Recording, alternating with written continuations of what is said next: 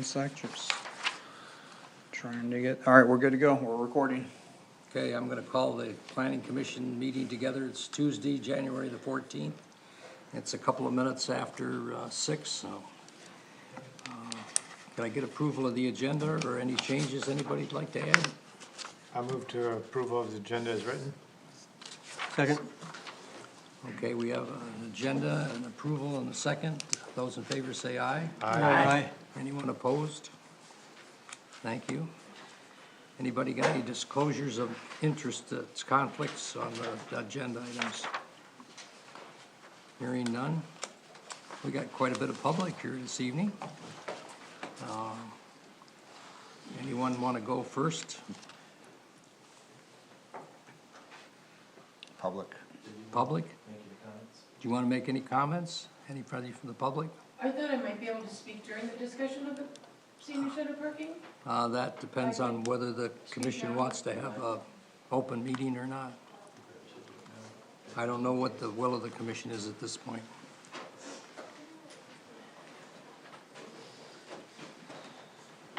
Thank you for your time this evening and for your service to our community. My name is Judy Gardy and I serve as the chairperson for the Senior Services Advisory Board. Tonight, one of the issues that you'll be discussing is parking, available parking at the senior center. We've been requesting that the township consider the expansion of the senior center since 2017. 2 years ago, we requested money for the hiring of an architect to professionally design an expansion of the senior center. The expansion is 2,000 square feet.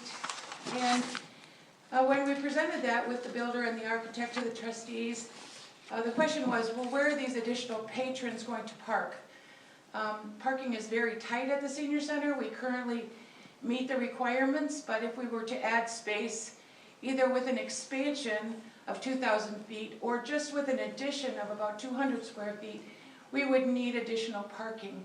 So we requested the township board provide us with resources to do a parking feasibility study. The township board has sent that to you. There are different ways to consider the space, commercial or institutional, and I think that that's what this discussion tonight is based on. Thank you. Thank you, Judy.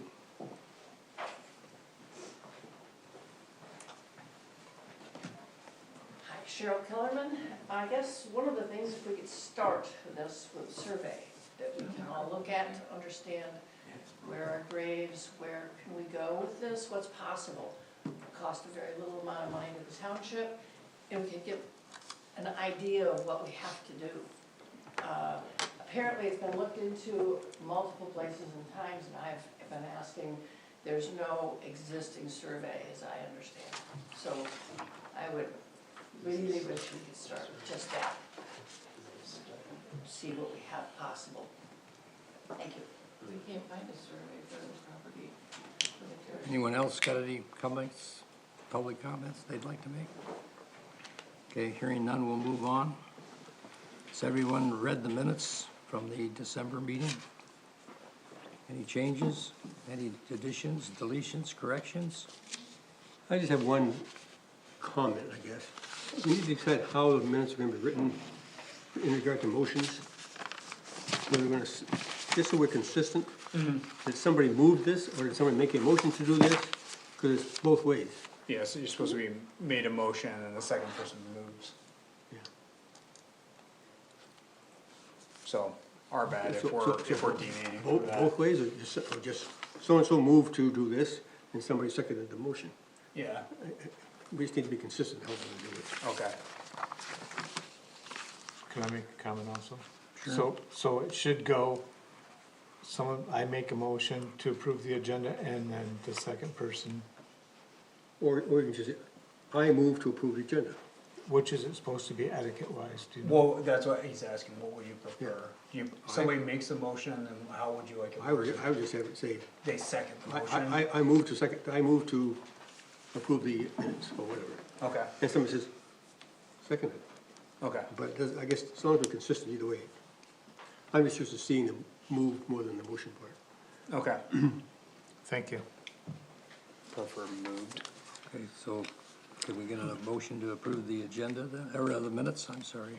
I move to approve the agenda, or the minutes. Thank you, George. Second. Okay, Move in seconded. those in favor say aye. Aye. Those opposed, the same. Okay, gentlemen, thank you very much. Let's move on. Communication, None this week.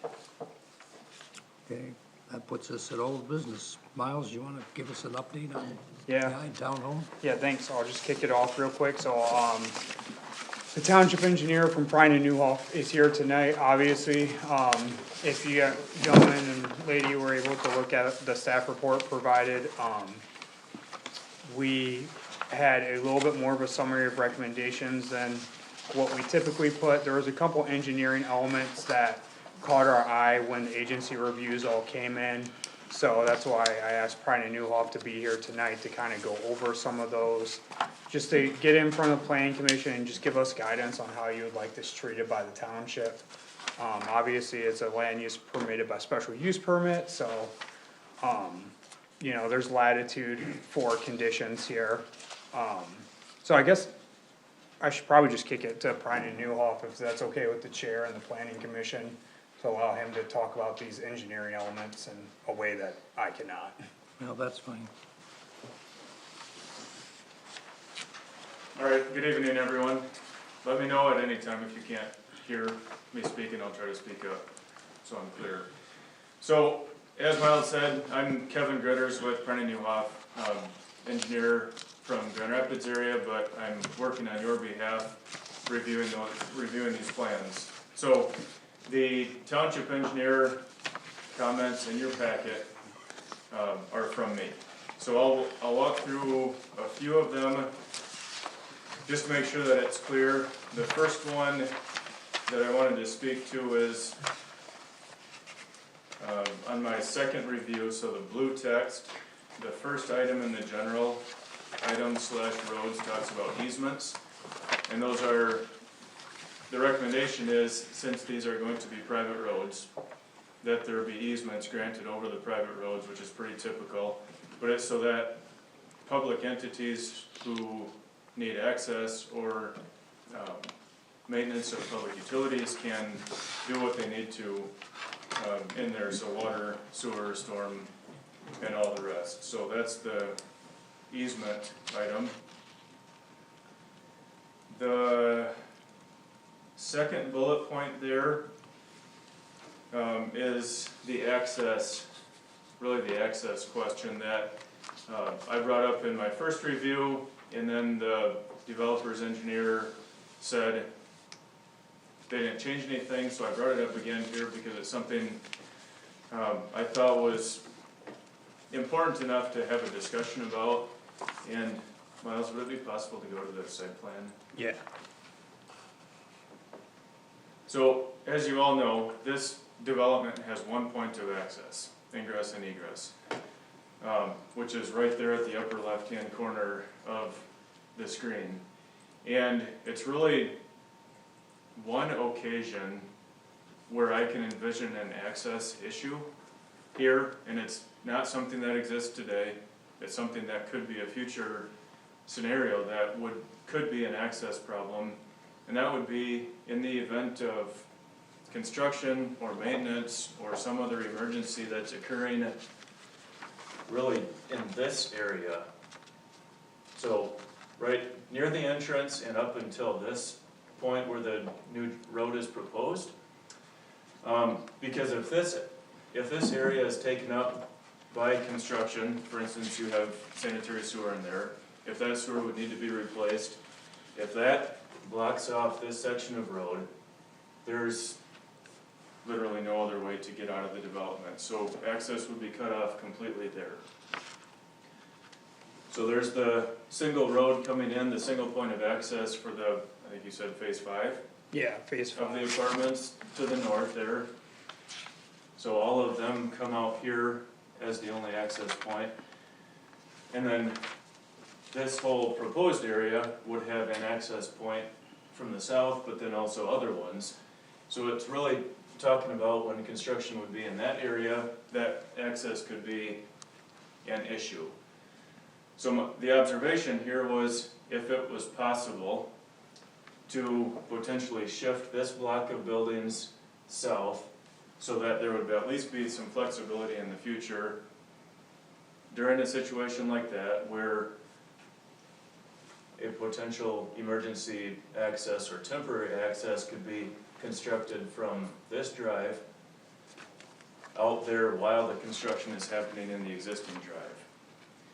And if something like that existed, then there would be the option of all of the residents getting back into here, being able to come up here and out that temporary access.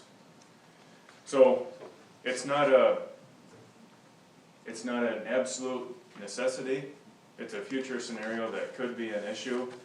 But I thought it was worth talking about, particularly because I don't see any immediate issue down here. I mean, we're not talking shifting hundreds of feet, Yeah, how many feet are we talking, Kevin? We talked about like 45 feet? probably 40, 50 feet, yeah. Just so that in the future, if that scenario would come up, there could be the option at least of having a temporary access. I'm not suggesting it needs to be constructed now. It doesn't need to be that, but for that future scenario, if there's an accommodation that could be made now to provide for that in the future, that was the observation. Yeah, and just to put context on this too, and a little bit for the developer, obviously this was one of the key issues that we had to work with the IDES and the road commission through, was this one point of access. The IDES even had to seek a deviation from the road commission, the township was largely in support of that deviation, and we continue to be in support through no fault of your own. This is the grid that you've wound up with. I guess our point isn't, this is something where we're not trying to hurt the developer anyway, if anything, we're just trying to add really a resiliency element to this development. Because we don't want their residents, I'm sure, wouldn't want in the future, if you're renting a place and you're trying to get to and from work, and there's some sewer main operations going on, you would have to we'd have to strike something where they would park across the street and walk over, or we could just shift this building a little bit south, which we hope wouldn't vastly impact the development itself, and just gain an easement. If that emergency scenario ever came to play, it would be on us and the road commission to stub in the emergency drive. So we felt like it wasn't too much, we didn't feel like it was a huge ask, and we feel like the gain is big. Small ask, big gain, I guess. Well, other than, this is the first time that I've heard about this. I mean, the ask is like right now in front of the public hearing, or to be, Yeah. why not do it on the north side? Instead of shifting the building. That's what I'm saying, why is this coming up now? Well, it came up in previous agency reviews, which are obviously shared, But why would you just put it on the north side, there's no buildings there? that would be fine to put on the north side where there are no buildings, but you guys also have, control over that property, which you could obviously grant us an easement there. So, I mean, we're open to I'm options. just a little bit miffed at why it's coming up right now. Well, it's come up in the just to be clear, I mean, it comes up in the agency There's reviews. been no discussions right up until now. So there was a discussion April 23rd of '24 when this came up to us previously. Not on this, On there this- wasn't a on this- road, and I understand, I'm just trying to get through this. This has been going on for a while. Since 2019, we're familiar with it. Yeah. Yeah, no, I also am trying to get through it, and that's why I feel like this is a good medium, happy medium Well, option. yeah, but like I said, we can do it on the north side, and not affect anything. You have control of that property, so if you're saying that that is in play for some kind of agreement, then I think, Kevin, would that satisfy It's a better your option. concern? Yeah. I think so.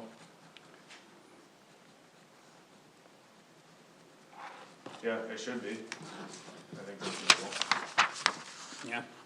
As long as There's everybody, no lift stations in the way, there's no utilities, there's no anything in the way. Yeah, Right. well, if it works for all parties involved, and you have autonomy of the, the land, Do we not have some new sidewalk going in right there?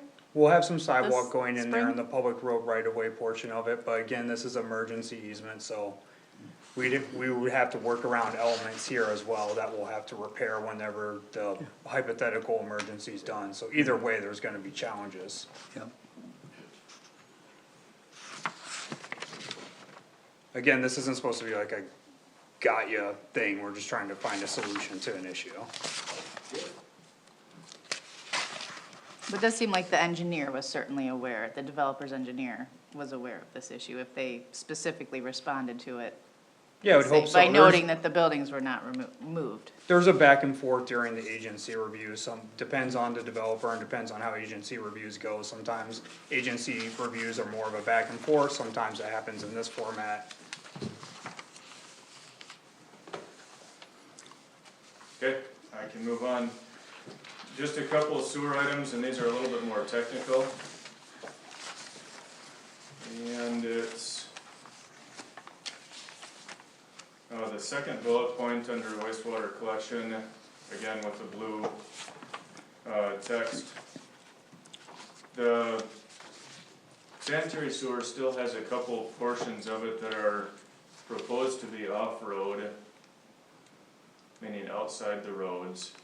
And in that kind of scenario, SCUMA, which is the entity that would operate and maintain your sewer, says that they would not do it. So in that case, it would have to be private sewer. And it would be a couple segments, and Miles, if you could go to the Yep, sorry. grading and utility sheet there.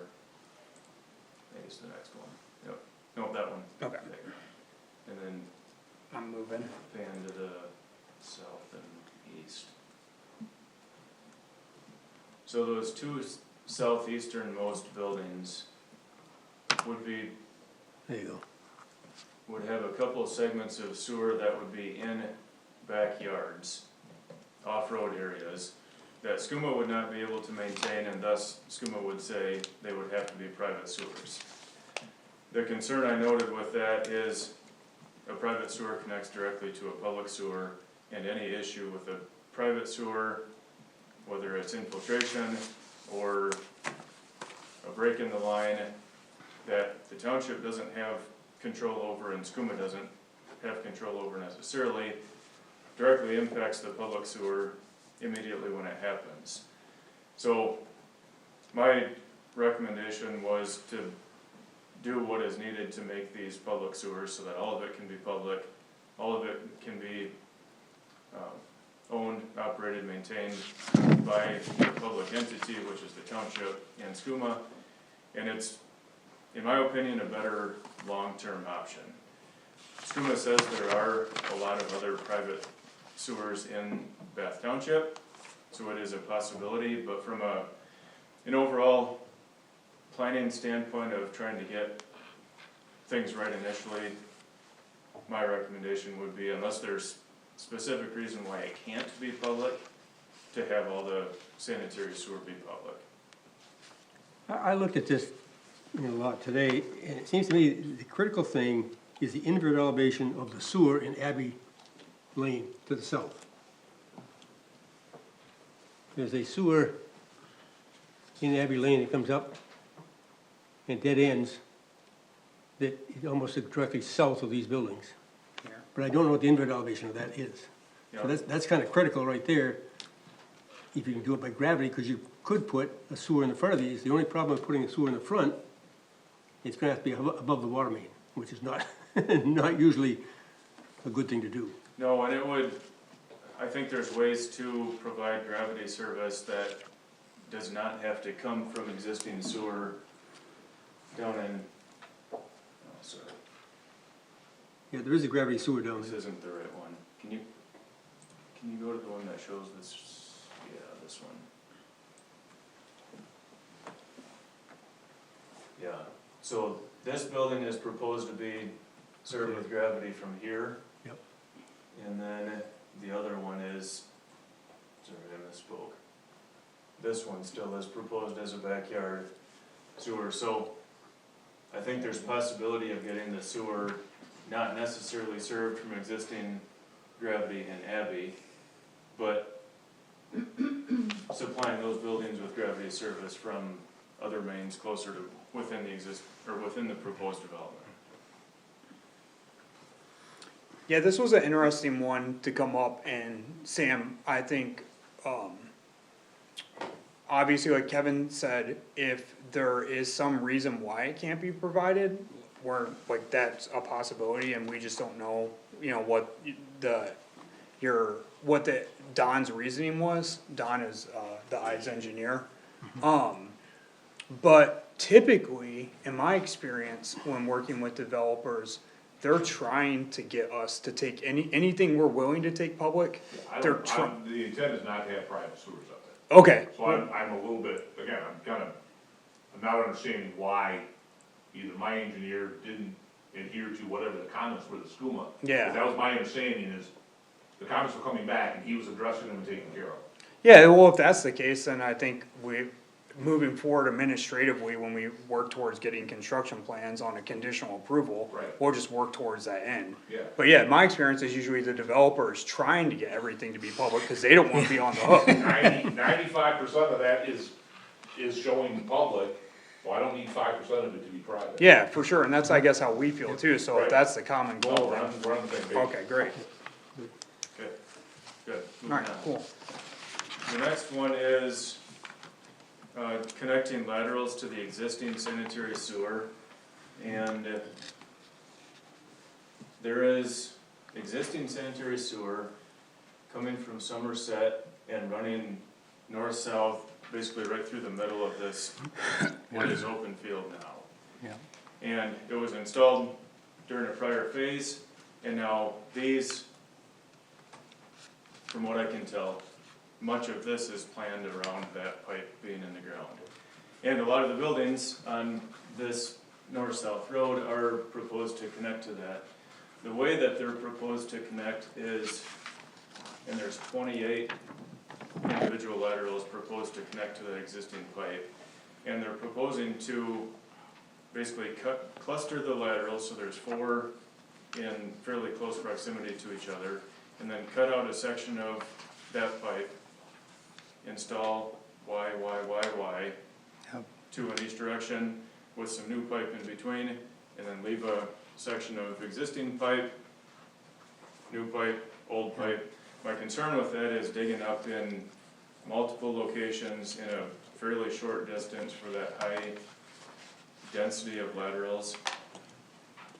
We'll have a higher likelihood of Yep. having not good flow, consistent slopes and flow in that pipe in the long term. So, seen it before where something is built early on, stuff is tried to connect to it after the fact, and it ends up with Yep. dips and bumps in the pipe and uneven connections, and so my suggestion, one second, would be to have to relay this section of sewer basically from the north end to here, and then again from this point to the bottom end, just so that it's a consistent new pipe with a single connection on the upstream and downstream ends. So if the expectation is that this is going to be a public-owned wastewater system, would this level, I mean, would these details be cleaned up based on standards of SCUMA? Or would these still be considerations for us to mandate in addition to the public, it being a public system? It's a good question. It probably would be more a construction level detail Okay. with SCUMA. So SCUMA would have a set of build standards? Yeah, this is a unique one that it's not necessarily in a standard somewhere. It's more of a means and methods and methodology for making sure that there's a good, reliable system for you. Okay, thank you. Is that existing sewer clay or is that plastic? It's PVC, to my knowledge. Yeah, it's a newer set of sewer. Yeah. I guess that's the question. All the way down through here, we've got sewer laterals and water taps that are really close together. So, is there any standard on how close you should be putting taps on these lines? There is that, yes. Yeah, and that's a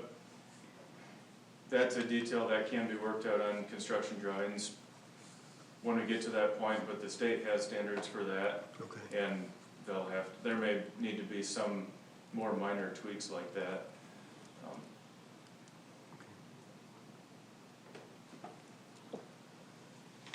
Any other questions on sewer? So is the sense from just for my clarity, cause I'm writing down additional conditions. Is this something that we feel like can be worked through and by our standard condition of the set of utility plans shall meet the township engineer's standards and be reviewed and approved upon the submittal of construction plans? Is that satisfy what we're talking about right now? That would be sufficient for me. Okay. Yep. Just for clarity, so from the discussion, I would say that what you're recommending is that pipe all be replaced. So it's all new pipe with the laterals being hooked to it. I don't think it all needs to be, but I think there's a bigger section, so like from this point to here, my It's already suggestion would hooked be up. to replace all of that.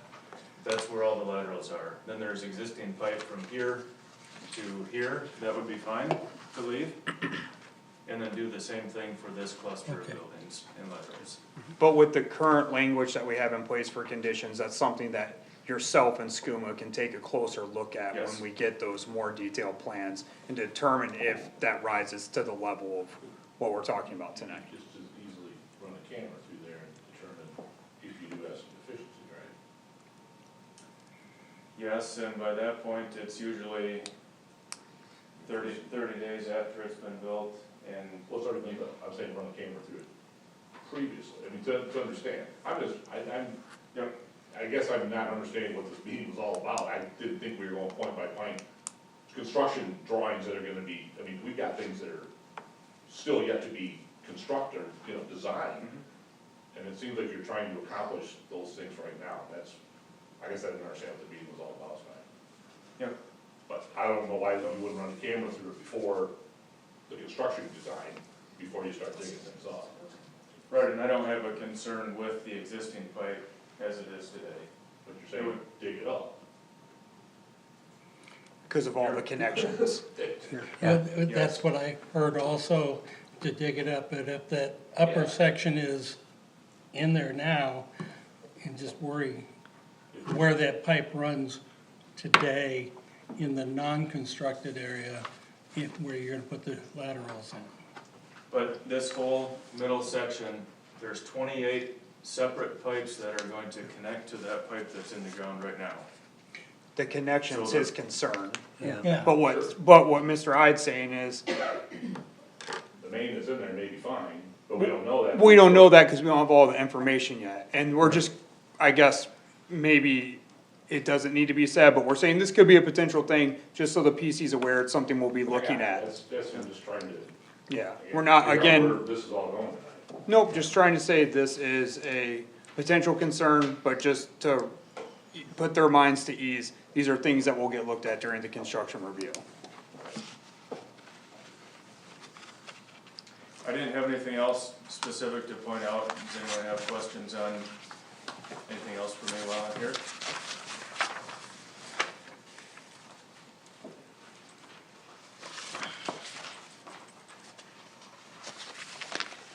What's the depth of that line through there, do you remember?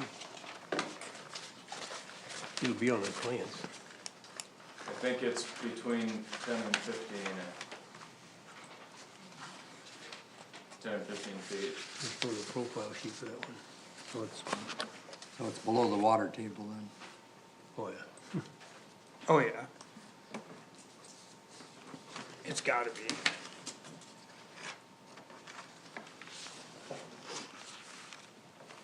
But again, that's something that can get looked at during construction review. Is that the one we're looking at?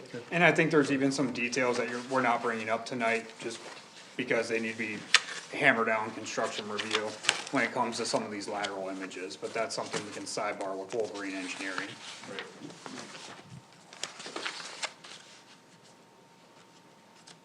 Alright, if that's that, then, these are our standard set of conditions that we typically go with for a land use of this scale. In addition to that, what I'm hearing tonight is that we need to work with the developer to gain, easement control over the northern section of their property.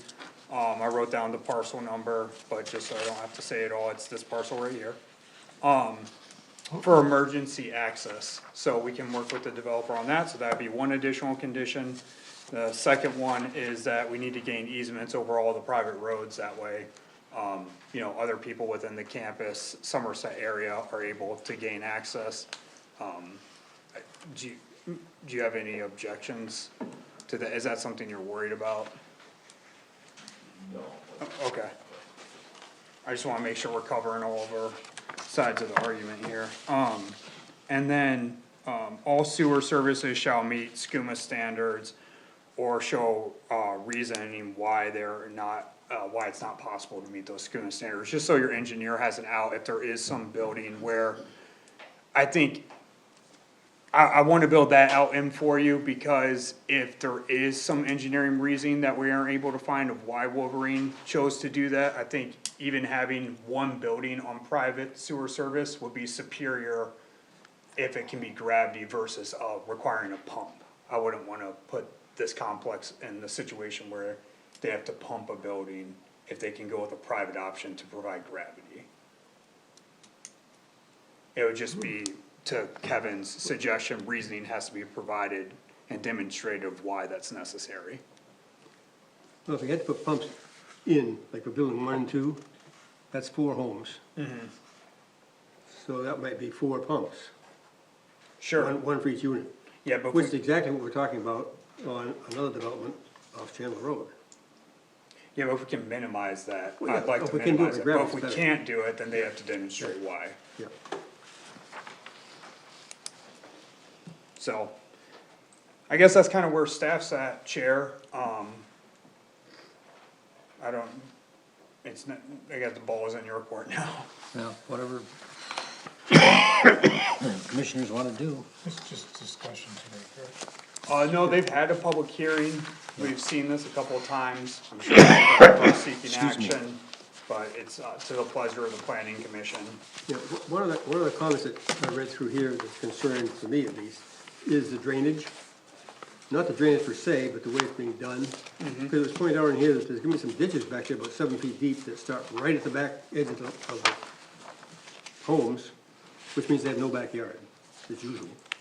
Okay. And so where's the open space for this development? I don't know, because there isn't much.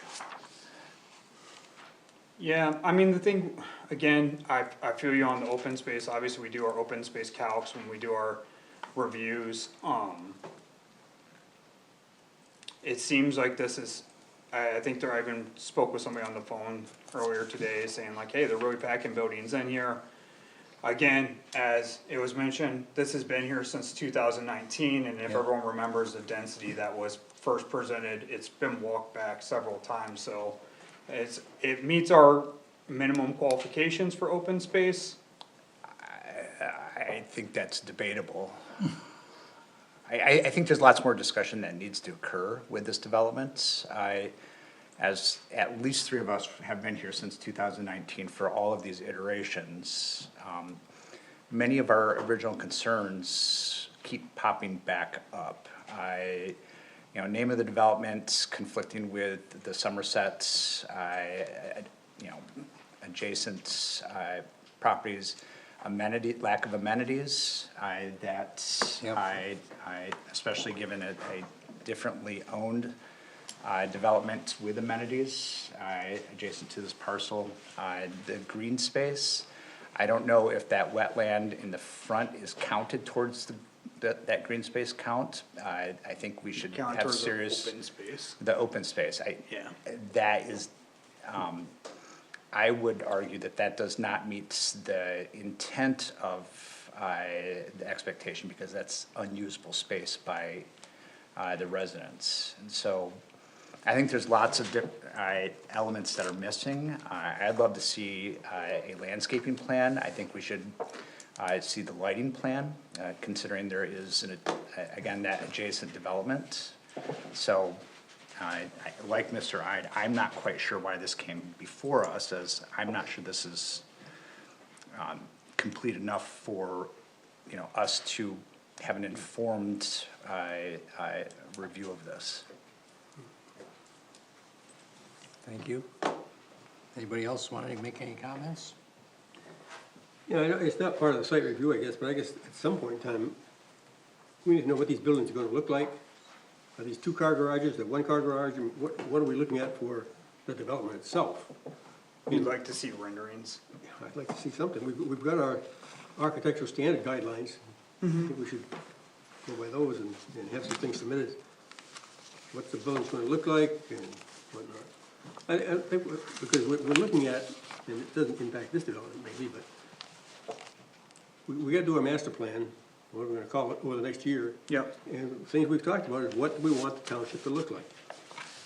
I don't think we should approve a development like this without knowing what it's gonna look like. It's a fair point. Just to see if it meets what we think the township should look like. There are some developments going up, not in Bath, but in other places that are dense, that may look good and some don't look so good. So I want this to look good. Yeah. You know, it's gonna be here 25 years from now and still look good. Also offer the private roads. I know we recently made some amendments to our ordinances. I think this warrants a discussion as to whether this meets the intent of those modifications. Yeah, it lives within the condo language, we talked about that. Okay. Yeah, but you know, I guess we need to talk to the county about what their standards are, because I was looking at the cross-section for these roads, and I don't see any problem with them, personally. I mean, they have 30-foot wide pavements with curb and gutter, and 66-foot, not right away, but easement width, which gives room to put sidewalks and trees and everything else in there. So I don't know exactly what the concern the road commission has about a 30-foot wide street. There may need to be some parking restrictions on one side or the other, but I guess that's something we need to think about too, is to, going forward, we always have to have I think, two parking lanes and two travel lanes, which makes a 40-foot wide street. Do we need to make streets that wide? I think going, the road conversation, I don't know, how Mr. I feels about it. I think if these could be public, they would be open to it, just like the sewer, cause then it takes the long-term maintenance off of them. I think frustratingly to me, the road commission, it had to do with that one point of access, but the interesting question is, because a deviation was granted, in this case, from the road commission board, maybe that does present the opportunity for these to be public roads. So, that is interesting, maybe I can go back to Mark Trotter and get some thoughts on, hey, the deviation was granted, so does that in turn open us up to the adoption of these as public roads, which I think would be superior for the municipality and for the developer alike. And the other thing, just because it's come up recently in couple other places, if this is gonna have a condo association, be No. very careful how the, It's not, these It's are not? rentals. These are rentals, these are not condos. okay. It's come up before in a condo association, so what's a common element and what's not? But yeah, if it's just rentals, then it doesn't matter.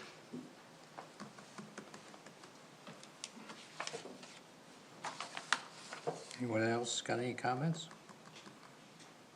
So what's the pleasure? You wanna bring this back for another review?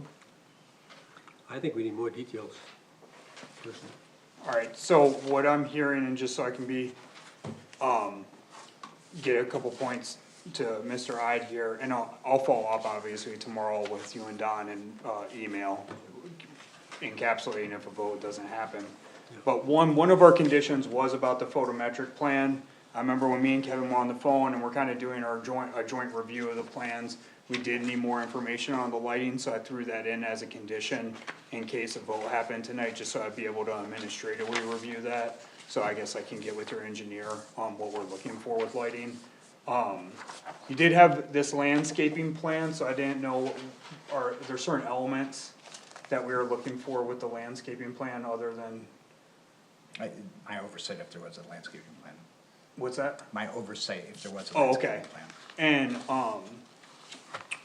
obviously, we took into account all these conditions, and then obviously renderings, I think it sounds like would be helpful to the planning commission.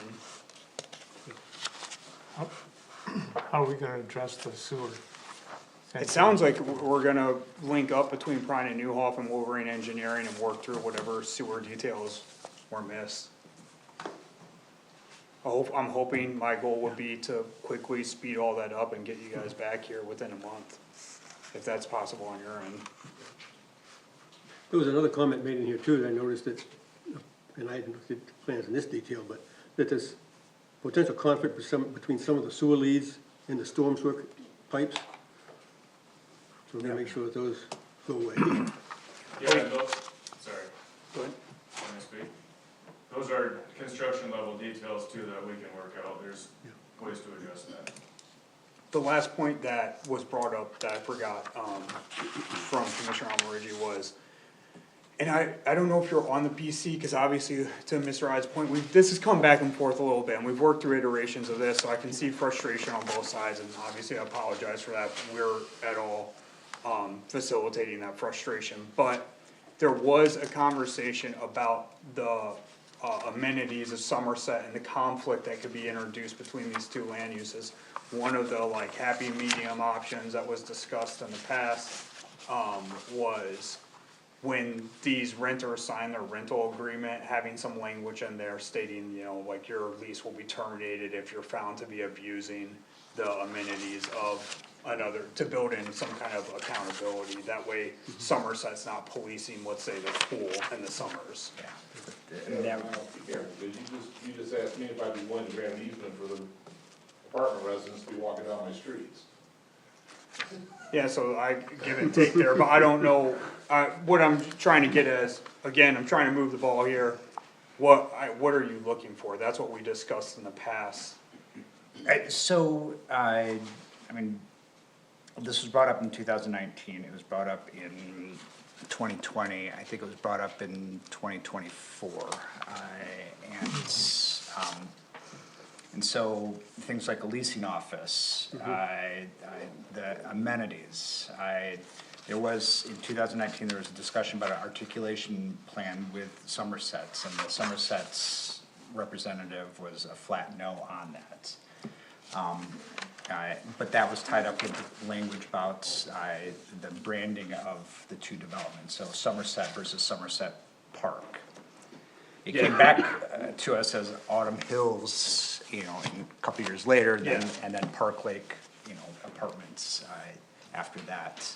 Each time that has been brought up, you know, the challenge with having, a line item within the rental agreement is that it has to be enforced. If there aren't leasing offices on sites, that creates a whole burden of Somerset's filing complaints, substantiating complaints against the residents of the new development, and then whether or not there's capacity for follow-through for termination of a lease. But if you terminate a lease, that's, you have run into eviction territory, and then it's basically a toothless statement that's within a lease. Sure. So I don't know if that would be I mean, that would satisfy the challenge, at least to me, but I'm one member of a commission. Sure, and I think it was agreed upon, and Sam, correct me if I'm wrong, that, that one of the units would be an office on site. We talked about that before your time on the planning commission. Yeah. But But when you came back, One of the units will be utilized as maintenance, leasing, whatever the case might be. But it will not be part of it, will be model, it will not be a rented unit. Okay. and so maybe then, to your other point, along with the rendering conversation, what you're interested in knowing is what the branding's gonna be. What's the name of this place? What's the signage gonna look like? I think the threat that we're trying to mitigate is that that an existing development has amenities and resources and their infrastructure for communicating, leasing, promoting. You know, a second development by a different owner next door, without many of those amenities, is likely to have the challenges of people being confused as to, are we part of one single development, or are, is that the, no-go territory across that Yeah. street, whatever that, I forget the name of the street. It creates a greater level of headache for, the existing development, and consequently, a greater level headache for township staff, both police, and as this would probably escalate to, how do we resolve these issues? Yeah. And so having, front-loading some of the considerations there, I think, is good planning on our part. So I'd like some thoughtful, some thinking, related to that. This also goes, in terms of amenities, the green space, I think, is another important issue. This is a dense population, and as much as there may be, families with children, where can those children, spend recreation time outdoors? And so the nearest park, fortunately, will be connected by a sidewalk, but it's a half-mile away, right? But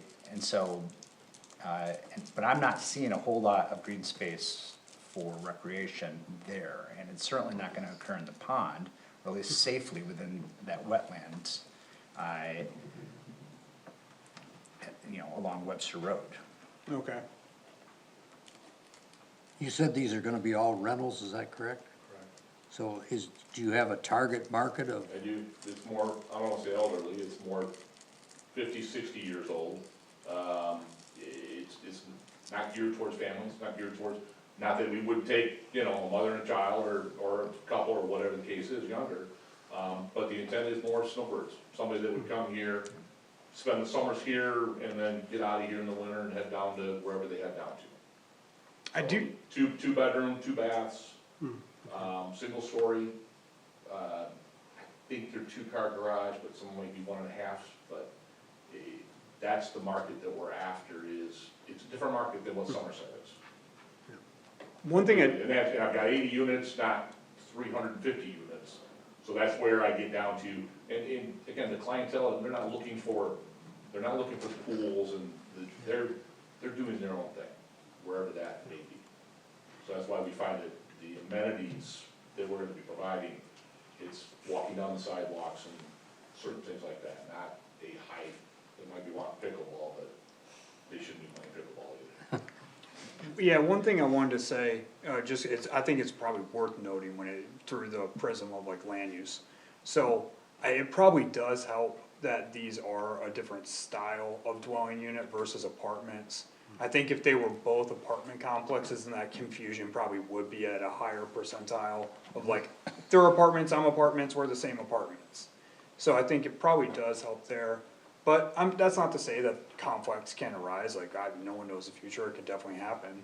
Well, and this is, I think, going to raise points in terms of having a better sense of what the form of the developments, as well as the signage plan can go a long ways. 100% agree on And that. then, landscaping, I don't know if there's fencing that's built into this, Not at this point. So, those would be elements that, rather than requiring, the actual building of the amenities, there is, sufficient evidence for us to make an informed judgment that, yes, in fact, the developer is doing what is reasonable for, separating this development from the other developments. Yeah, you can do a lot with signage and say like, hey, this is where you guys are, this is where they are. Yeah. right, No, I agree with that. And then the last thing I'll say is it's probably worth noting again in the prism of land use policy that like one of our big goals of the comprehensive plan, which is always like my guiding document, I'm trying to go back to all the time, is that diversity of housing stock throughout the township. This would be a type of housing that isn't super common in the township, right? We have a lot of single family homes, and in more recent years, we're starting to have more apartment units in the township. but we don't have a lot of units or a lot of dwelling styles that are in between those two options. So, that's just worth noting. Do we know yet how mail delivery is gonna be here? It's gonna be, What's the question? how mail delivery will be? I don't know if that's governed by the post office, or how this, Do not know. My assumption is gonna be a clustered mailbox. that's what I was wondering, it might be. Yeah, that's pretty much the way the post office are viewing it. So if it's a clustered one, is it gonna be a place for the people to pull off the road when they're coming home, so they can get out, or they can be parking the road, what are they gonna do? I mean, it's- We're gonna have to figure that out. I don't, Yeah. that'll be part of the construction drawings. It's a good point. Yep. There's a lot of loose ends here, it looks like, Yep. so. That would be the same for trash too, to have individual trash Yeah, we pickup. discussed Well, we trash talked about earlier. that in the past, your individual trash. Yeah.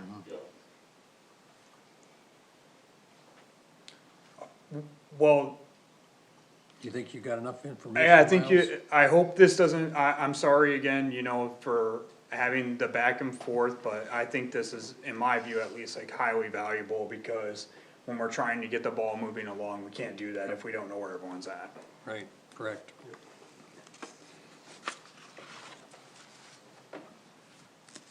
So when you get a redo of this, you wanna bring it back again then, please? Yeah, of course.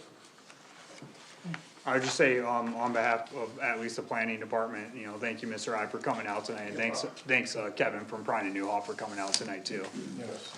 Thank you very much. And I'll talk to you, Miles. Yep, I'll follow up tomorrow. Okay, thank you. Thank you. Thank you.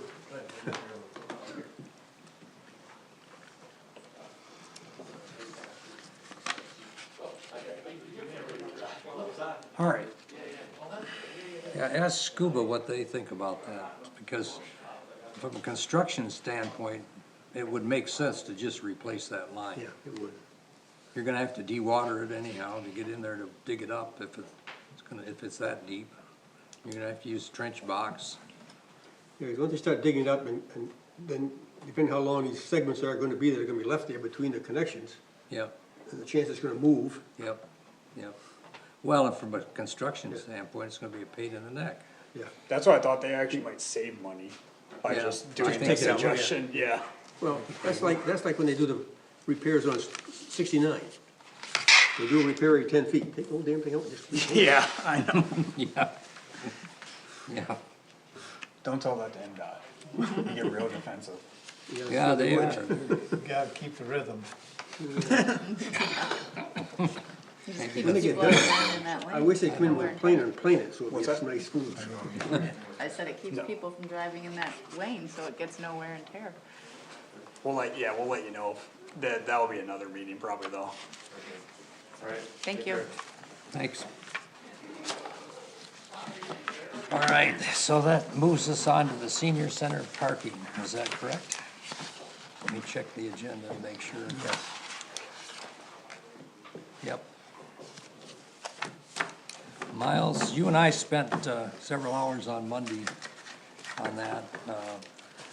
You wanna kinda give us Yeah, a kick it off real quick. kickoff on it? Well, I just want to say that at the board meeting on Monday where this was kind of placed on us, if anyone wasn't aware, on the planning commission at the board meeting last week, they asked that the planning commission at request from the chair, I believe, had some discussion with the supervisor about the matter, and so it got sent to the planning commission for review, kind of, one of those things where an independent body can look at an issue and, from their own lens and add some guidance on what they think about the situation. I said at that meeting on the spot that we probably get to this round 7, and so I feel like that was pretty accurate, so let's give myself a shout out there. But I've included several items in the planning commission packet, everything from kind of an overall, I guess I would call this a plot plan with the numbering of some spots, just so people didn't have to spend forever counting spots. Sorry, the numbers are small and a little hard to see. Just what the typical schedule looks like for, meals, if any of the planning commission members aren't aware. I didn't know how often or how much people knew about the operation of the senior center. what the current price point is at for meals. They did raise it this year, I think it went up by $1 for, 55 and older and 55 and younger. So it's at $5 for senior residents now and $6 for everybody else. Some numbers on what the budget was for the last, calendar year of 2024. And then included what the other, I believe, only senior center, facility in the county, what their operation kinda costs and what that looks like. And then in addition to that, we had this handout, which I think all of them that we printed out were taken up, but, handed out to the planning commission. Just going over, you know, how many parking spots by our count were there, how many handicap by our count were there. You know, what the standards are for, you know, how many patrons we thought by our count of going into the senior center, which like the chair said was present, we went in there, we counted tables, we counted chairs. We spoke to some of the staff, hey, how many tables are usually set up, what's the typical operation look like, since obviously they're like, there's a table there, there's 7 chairs around it, but that doesn't mean people can't like bring other chairs. So some of it is a little subjective, but we tried to get the best counts we could on what a typical day of operation looks like. One thing I'll say we did not do was, obviously, there's some members from the Senior Center Advisory Committee here tonight. Obviously, they have a wealth of data on this issue, and they have guidance that, you know, they've been providing in the past. I thought, I guess it was important to maintain the independent review of this. I wanted to come to the planning commission, with like a fresh set of eyes and let you guys just kind of come to your own conclusions on this. The planning commission is in the driver's seat here when it comes to this, so if, you know, you feel like the data provided, which of course, this is the first time we're hearing or looking at this, you might want more data, and then let us know, or let the, audience here know, and obviously, we'll get you whatever you want to try to help in your determination. So, just wanted to give you my reasoning on why we included some things. I spoke with the, supervisor and the superintendent a little bit about, you know, what, cause they didn't give a ton of guidance at the board meeting itself. Oh, they sure didn't. And I'm like, what are you guys looking for from this body? That's what I was gonna ask. I don't, what I'm hearing, I guess, is you guys don't have to give like, I don't, just like most issues in life, I don't think there's like a silver bullet to fix this issue. Your recommendation could be just one overarching thing, hey, this is, you know what, we've determined that a parking study is needed, our recommendation is do the parking study, right? That could be one thing. Or your recommendation could be like, hey, here are 5 things to solve, that we think would help mitigate this issue, and you could send all 5 things up to the board, and then they can decide what to do with that information. So, can I interrupt? Yeah, for sure, I'm basically done. So, I think our first step is to establish, is there a problem? And to do that, I think we need to have some additional data. I know you guys collect data as to, your count of individuals who, participate. I don't know if in this packet there's data related to participation rates in the There's no lunches. data in there. Okay. We did request it. Excuse me, Jason, do you wanna open the meeting up to a committee of the whole? Not So we can necessarily, have a yes. dialogue, is Not- that your intention? I mean, we can, you know, my main point is that, we need the data to establish that there is a need to do further work. Cause there is the possibility that the current parking spaces are sufficient to meet, the need. It sounds like one of the considerations is a forecasting analysis to understand if there's an additional 2,000 square feet added, what does that open up for, additional seats? But I think we need to understand, you know, has the market been saturated in terms of who attends? We can, so I think first establishing, is there need? And then if so, then, you know, make recommendations about, there should be a parking study. There should be a lot line, drawing. I think those things would come down.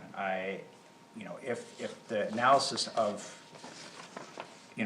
participant turnout, suggests, what we would anticipate the increase in turnout, that's gonna determine the scope of, how we address the number of needed spots. Do you care if just in the,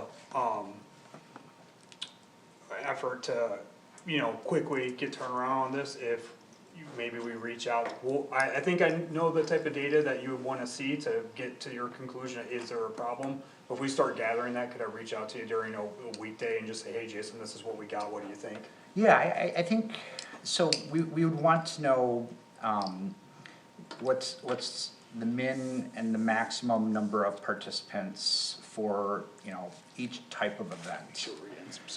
The maximum is going to be really telling, but not just a one-off Christmas event type maximum where, we might be able to come up with some alternative solutions in terms of busing to accommodate a one-off event. But, what is the frequency of Yeah, maxing out? When is your normal peaks? Yeah. Which I think honestly, Meatloaf Day might serve as, it sounds like the meatloaf is Well, pretty so popular. if that's the case, then We can just plot on the calendar when meatloaf days were and look at the occupancy on those days. Yeah, That would give you a pretty good, we could take 10 meatloaf days and give you a good average. I'm joking, It's not, we're laughing, but I valid. think it's true. And it is good meatloaf. but also, it doesn't speak in what I've read. What does the fire marshal say is the occupancy of this 85. space? 85. 85. It says that it's Yes. 85 Yeah. with the correct aisle space and so forth. Okay, if it's 85, it doesn't, to me, it doesn't matter what the capacity is at this moment, but if expansion's there, because we have to meet the need of the 85, Correct, because they can't put any more in there. correct. So at this time, is there a problem with the parking to that number? Excellent. Yeah, I think we can pretty easily get you the data, because thankfully, the senior center staff is pretty diligent about looking at how many meals and how many people are there on the days of the meals, cause that helps them forecast what food to buy for the next time that meal comes around. Yeah, because I think we're trying to address two issues here. One is, what would happen if they were to add 2,000 square feet? And obviously, that's gonna require a site plan review, and yes, there would be additional parking requirements under the ordinances. The other question is the parking that they presently have adequate under the ordinance for the amount of parking spaces that are needed for the occupancy that they can have in a sit-down restaurant, which is what this is really classified as. And I would say that there's additional elements to the existing parking spaces. I think we should do some sort of analysis, perhaps a qualitative analysis of the existing spots that fall within the 85 that are currently available. You mean, in terms of parking spaces, there's 85 is capacity of humans in the building. Parking spaces, by our count, 79 or something?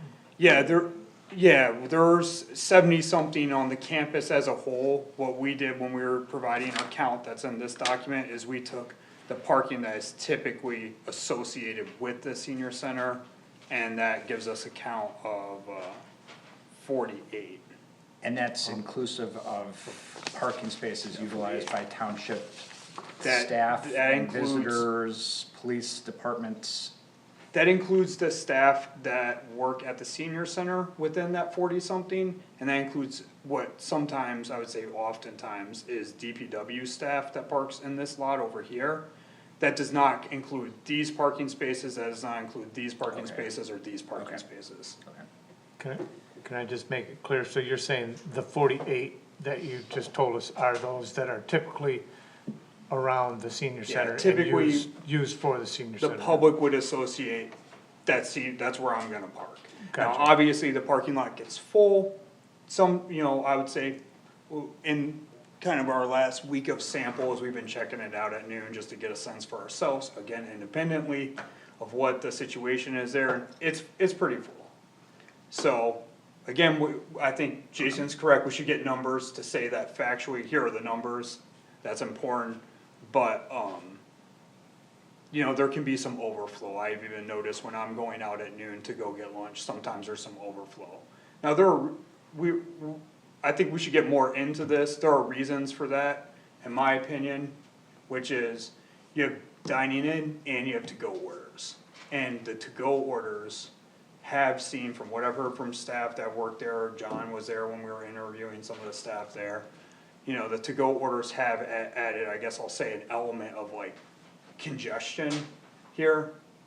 So there are opportunities They where. don't necessarily need to park, right? They So there don't might be an necessarily need to alternative. park, so there are opportunities there where you could mitigate with the to-go orders. Me and the chair were talking about, and this is something we can get more into, I don't know how much you guys wanna get into it tonight, more data, but some of the things that came up were, okay, is there a drive-through option? Okay, is there, just like you go to Marco's Pizza, there's dedicated spots for carryout, like, could we do dedicated spots, you know?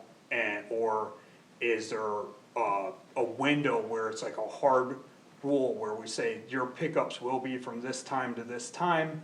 If you can't make that window, like, that sucks, but that's also the rules.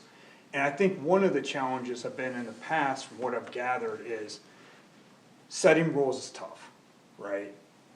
You set these timelines and these rules, and then people are like, oh, I couldn't make it, you know, I'll be there in 30 minutes, and then obviously the staff, if you're working in a senior center capacity, like you're a natural people pleaser, you know, you're trying to cater to people, you want them to be comfortable in their space, so there has been flexing over time, and so that's added to congestion. So I'm just curious if maybe we heard from the senior center about what they think some of these issues are, like what led to the request for this parking study? Is it just, there's nowhere to park, people are parking farther than they would like to park, they can't find a parking spot, is it takeout orders? Like, I guess I'm just curious what's sort of the catalyst to bring this forward to us in the first place, if they have any specific. Can I ask another question, seeing as you're saying it? I need to understand, this is just to, we are to determine whether or not we want to have them do a study or not, is that what this Well, discussion so my understanding is that the senior center advisory committee has, and I think, before again, Kate's point is fair, so I guess chair, like, I'll answer this question, and I guess should Sorry determine to if you interrupt. want. No. You have two options here, you could do the median of the whole option, or just request a representative come up and speak on their behalf, however you wanna do it. And then you can have a back and forth, but, my understanding is that, they had requested to the board a parking study, and then the board had sent it to the planning commission to advise some recommendations.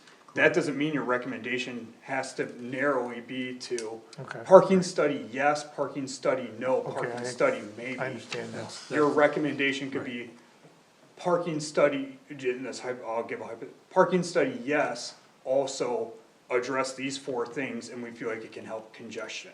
Right. So I heard something slightly different, and that was a request for funds to expand the senior center.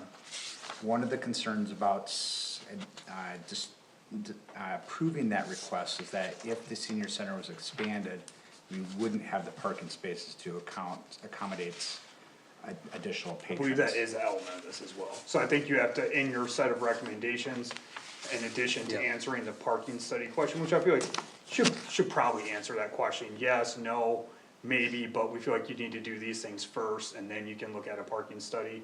But yeah, I think you have to also address, if there's gonna be expansion, we foresee these issues, this is a way to mitigate those, or at this time, we don't recommend expansion because you don't have the capacity for what you currently have. Right, but that's not the discussion I had with Ryan. The discussion I had with Ryan concerned the present parking situation at the senior center was very tight. Right, So if we have 85 that can be there, and we have 48 available right now, what is our what, Yeah, that's a good question, that's what's in this, cause obviously that was gonna come up. So there's a couple ways you can look at it, so in our ordinance, when we're looking at parking, typically the, zoning administrator, when a land use isn't specifically called out, it's up to the zoning administrator to then pigeonhole that land use into a similar land use for, what the parking allowance would be. The one that, there's a lot of options here, and we did calculations for several of them, and we thought we should probably go with the most similar land use that has the most conservative amount of parking spaces, so I guess a higher capacity, we didn't wanna pigeonhole it with one of these and make, okay, 20 spaces, when obviously 20 is not gonna work. We liked the one that was number 7 in commercial, which is drive-in restaurant, so that would, just Texas Roadhouse would be a drive-in restaurant, right? And we felt like, not to call, Texas Roadhouse is popular with millennials. We're bringing it back. So, we felt like this land use was similar to that, right? People are coming, they're sitting, they're eating together, people are placing carry-out orders. For that land use category, it's 1 parking space for every 3 patron seats, or 1 for every 30 square feet of usable floor area, whichever is greater. And so going by that, that's where we get at the top of this handout, the requirement for is actually 42.5 parking space, and we just rounded it up to 43. So, by our standards, there's enough parking there. Again, though, some employees are often taking up that, right, so maybe you're getting just below that threshold of what our standard is. But me and the chair also talked about there being some other elements at play. I think the, Commissioner Almarigi kind of alluded to that too, of like, is there, within this land use of dine-in restaurants, there's a controlling factor for a lot of times with restaurants, which also experience peak hours. But the controlling factors for, like, again, I'm always stick with the Texas Roadhouse example. When you go to Texas Roadhouse, right, usually you're going out with your family. So that means 4 people are showing up to a Texas Roadhouse, which say the standard nuclear family, and 1 vehicle, right? With the senior center, it's kind of a different beast because a lot of people are driving themselves, they're driving maybe with 1 other individual, so that's a factor at play that probably is affecting parking. There's not a lot of carpooling that's going on for this dine-in service. Another factor that's affecting it is, and this is why there was some information that was included about price. I almost hesitate to even say some of this because I want you guys to come to your own conclusions, and hopefully I hope we have a broad conversation where every avenue is explored, but I feel like this one has to be explored as well. Which is, usually when you have supply and demand, that classic graph that I hope we're all familiar with, as demand shifts to the right and supply is fixed, naturally price will go up, thus bringing us back into equilibrium, right? However, with this land use, in this facility in particular, price is being artificially held constant. Thus, demand has shifted, supply is fixed, and now we're out of equilibrium, which is the whole reason we're talking about this. Correct. Now we're getting into the realm of Miles's opinions. I think morally, there's probably a societal responsibility to take care of the elderly and provide them with quality, affordable meals, right? So how much you mess around with those factors of quantity and price, This is not a business. it's not a business. So what's the census But- trend on? But one second, Okay. one thing that we did find that was interesting about that is that when we looked at some of the other senior centers or other municipally sponsored subsidized land uses, usually there are qualifying factors within those land uses. So like, I'll use a local example with recreation, so obviously our rec coordinator does sports leagues here, minor league baseball. So with, the residents that we sign up for the minor league baseball, they'll take in anybody, right? But let's say there's 10 spots on the team available, What do you mean anybody from, anybody from any municipality around, Okay, not just anybody's, Bath. not just Bath, right? Okay. So East Lansing, Meridian, but if there's only 10 spots and 15 people apply, those 10 spots will go towards Bath residents, get priority over East Lansing residents. With our seniors, center facility, I guess I found it interesting when we were like doing all this week, because again, I have no idea how the senior center operates, so that's a blind spot for me. But I found it interesting because when I got into the numbers of what their budget was last year, I think off the top of my head, their revenue brought in was $47,000 for food, and their expenditure was $49,000. So food alone wasn't covered by the revenue being brought in. The total expenditure was $190,000.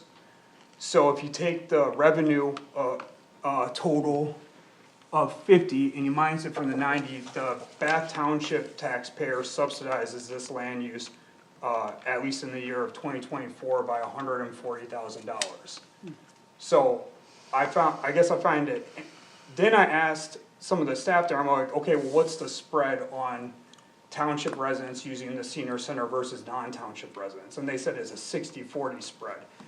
Again, I can get those numbers and we can see if that's actually the case and do some surveying. 60 us, or? 60 outside of township, 40% inside of township. So, again, we're out of equilibrium here. That seems like one way to bring this into equilibrium is doing some qualifying pricing. But is that because there's no other place that has a service like this around? No, there are facilities around us, but obviously our geographical location and the corner of the county, near populated areas to the south of us, obviously affects the influx of people into our senior center. Where the county senior center up in St. John's kind of geographically has a little bit of an advantage for mitigating this issue just because of their location. They're central to the county, and it's taxed at a county level, so obviously somebody driving from East Lansing up to St. John's for a senior center meal doesn't make nearly as much sense. Also, on the price point aspect, it seems like the quality of food at our senior center is quite high. Where at other senior centers that we looked at were serving more like a Meals on Wheels type meal, at different price points than what we charge. So, I think there's physical improvements that I think definitely could be recommended and made here. I think there's probably also incentives that could be recommended to change behavior here. Alright, that's my spiel, sorry. I just have a question that maybe you could explain to me or somebody. What would a parking study do? What would they look at? I mean, what would they look at that's different than, well, here's the capacity of the building, here's where it fits in the land use, here's how many spots you currently have, you're in compliance with the ordinance. I don't understand, could you just clarify for me what a parking study could provide us beyond that? Well, I think a parking study would of course look at that, and I think a parking study would also, within that question of like, how do we improve parking, they would narrowly look at that first set of what I just talked about, which is, okay, how do we fix specifically this parking problem? I guess my only thought about that is, that doesn't deal with your underlying fundamentals. When I was talking to the DPW director about this issue, we were saying that, on the spectrum of what to do here, right, would do nothing be the middle option, and on the two ends of the spectrums is like, and no one freak out, because I just a straight up hypothetical, but on one far end of the spectrum would be, okay, no senior center at all, shut it down, it's too much of an issue, we can't support this land use. On the other end of the spectrum would be, this is priority number one in the township, we need to build a new $5 million facility, right?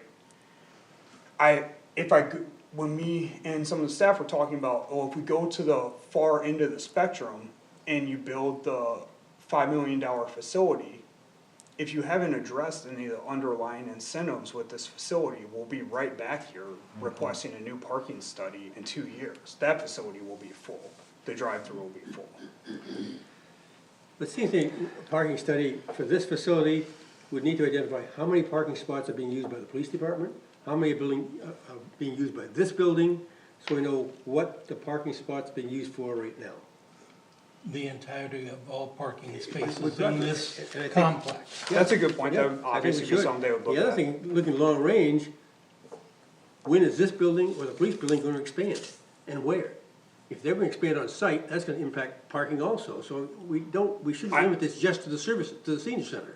I do feel like that's a good point, but do you think that that might be something that's you can forecast that all you want, but it's a little bit unknowable, like, I don't think the board or the superintendent have any idea when this facility is gonna expand. So we have guiding documents that we should be leaning on, in terms of making some decisions and recommendations. And the comprehensive plan is probably the first, right? For As sure. well as the capital improvement plan. What I'm hearing, this is a political hot potato that just got lobbed to us, and it's. You have said in the past, the planning commission's good at these things. Well, maybe not this thing. Okay. Cause, I mean, there's, you know, the issue of policy as to whether or not we allow non-residents, to participate, whether, you know, what is the threshold for what's a reasonable amount of money that taxpayer dollars should offset and provide these services.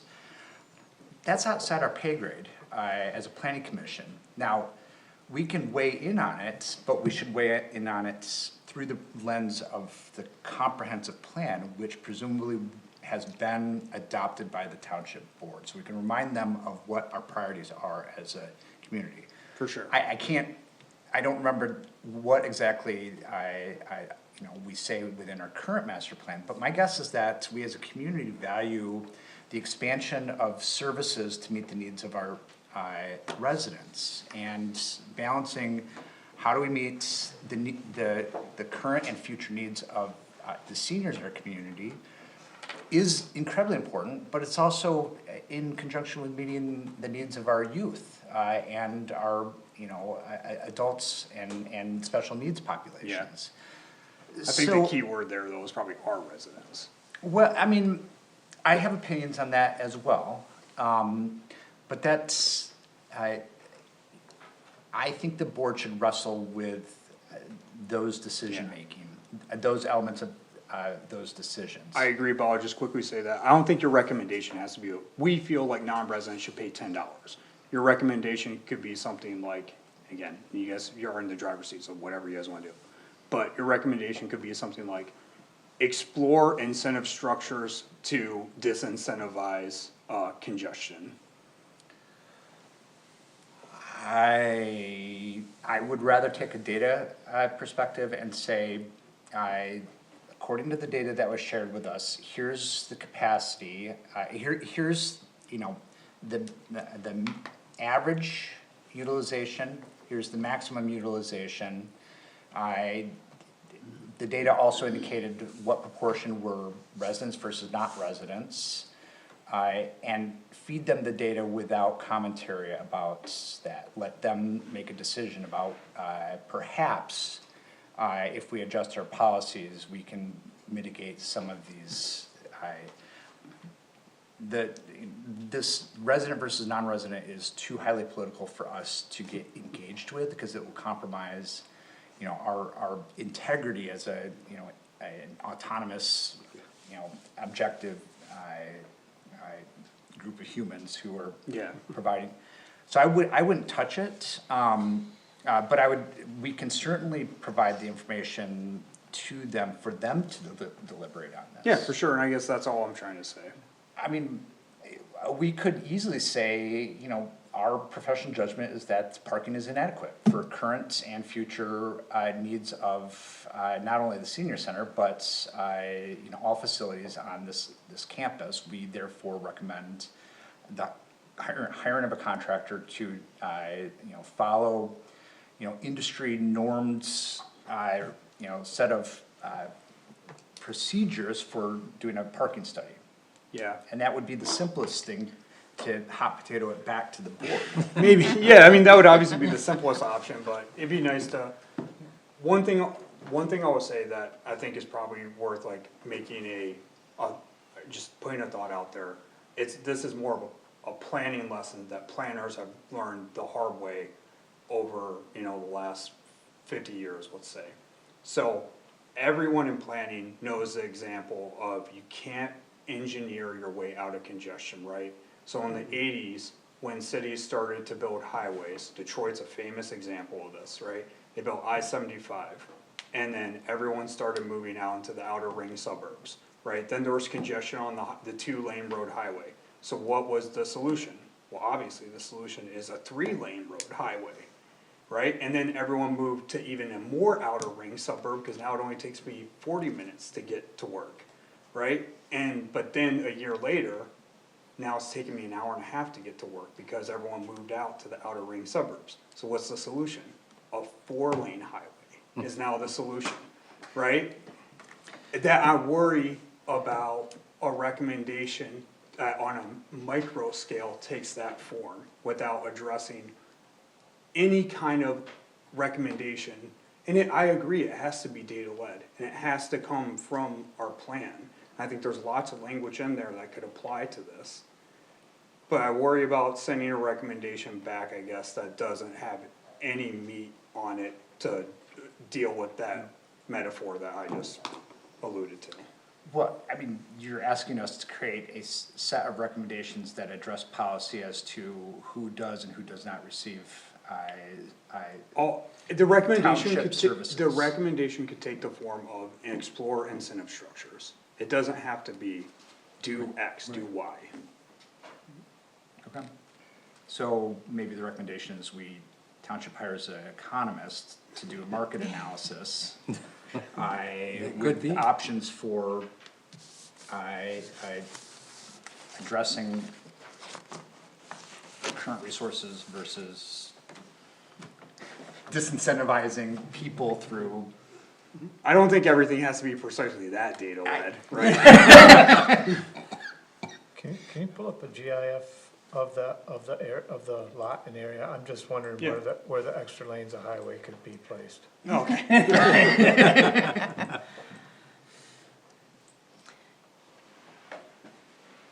Where does the cemetery boundary lie to the north? Is there, Right there. I mean, is Close. there any room there. on the other side of that building? It looks like there's a tree there, a couple trees there right now, but I mean, I'm is sure that, Them are lots right now currently, they're just not, they're just not just can't see it. occupied Correct. yet? And that's Okay. something, again, where, like, to Commissioner Marigi's point, we wanna be data led, so if that's an aspect that I don't have an understanding of to give you guys today, I can't answer that, but I'd be more than happy to have the DPW director come and talk about like what his thoughts are, facility management aspects of the campus. can you I scroll mean, that? I think that's a really basic question. All right, well, if we need more parking. Thank you. Is there even a place where parking could expand? Yeah. Especially in thinking about an addition, which brings with it the requirement, in my numbers, 18 more spots. Yes. Then you would, where would those 18 spots even go on top of the addition? So you're already decreasing your possible parking area with an addition, and then increasing the requirement for more parking. So I think that is data that we would need, is what is the even feasibility? So, To answer the current question, 8543.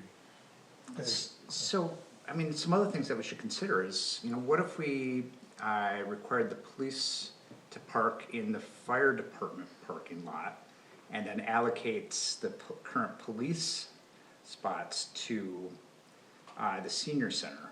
Is that a public safety issue?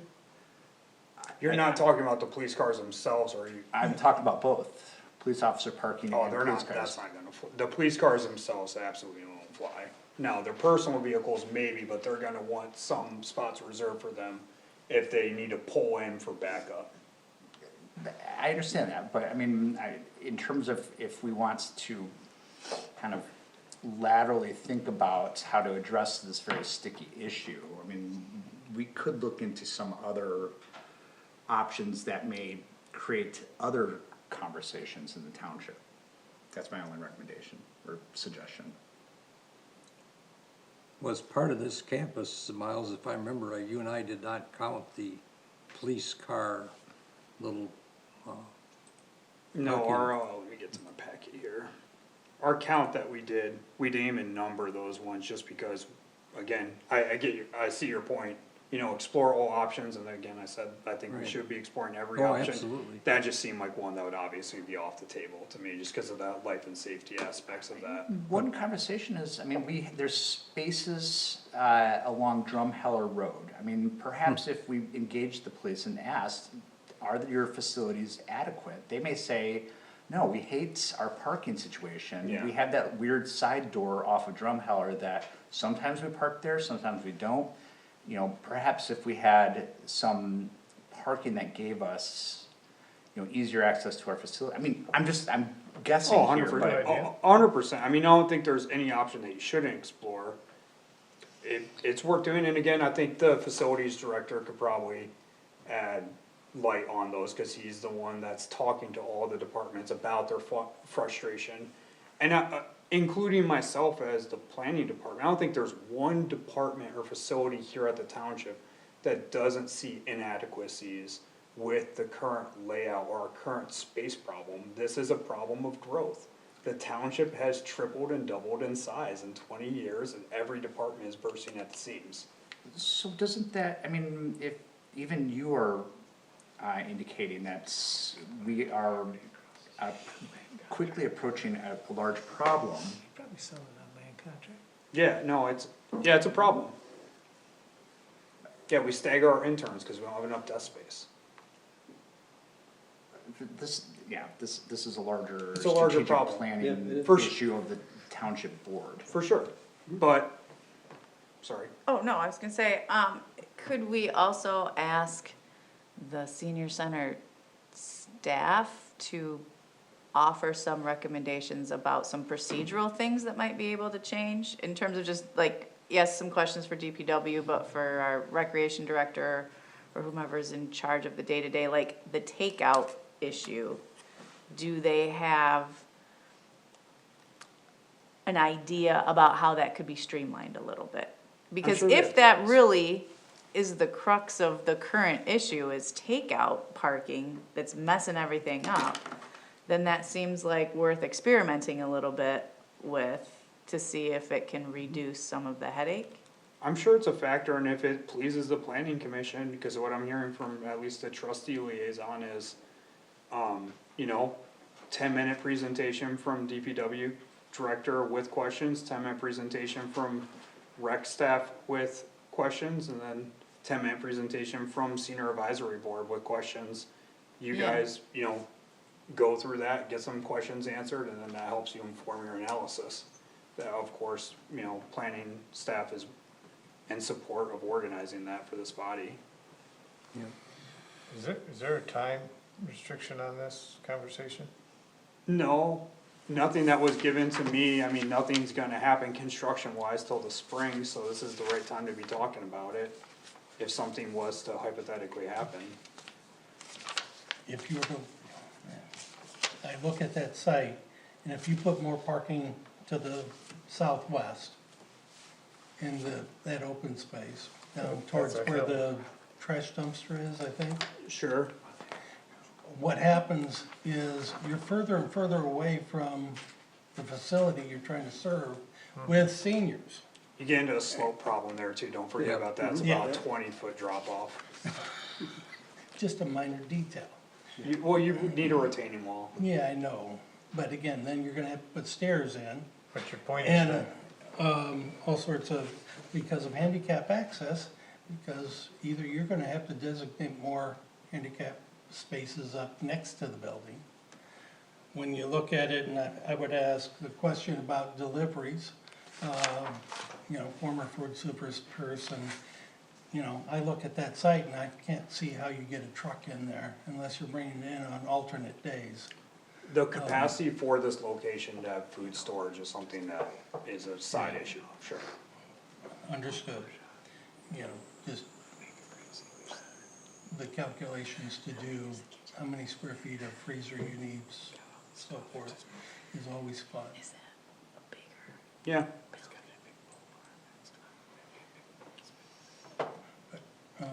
Alright, so what I'm hearing though is, we got, for our follow-up, we need to get some data, some metrics from you, I'll follow up with you, and, you know, we can discuss that more on what you're looking for, I think that'll be helpful for this conversation.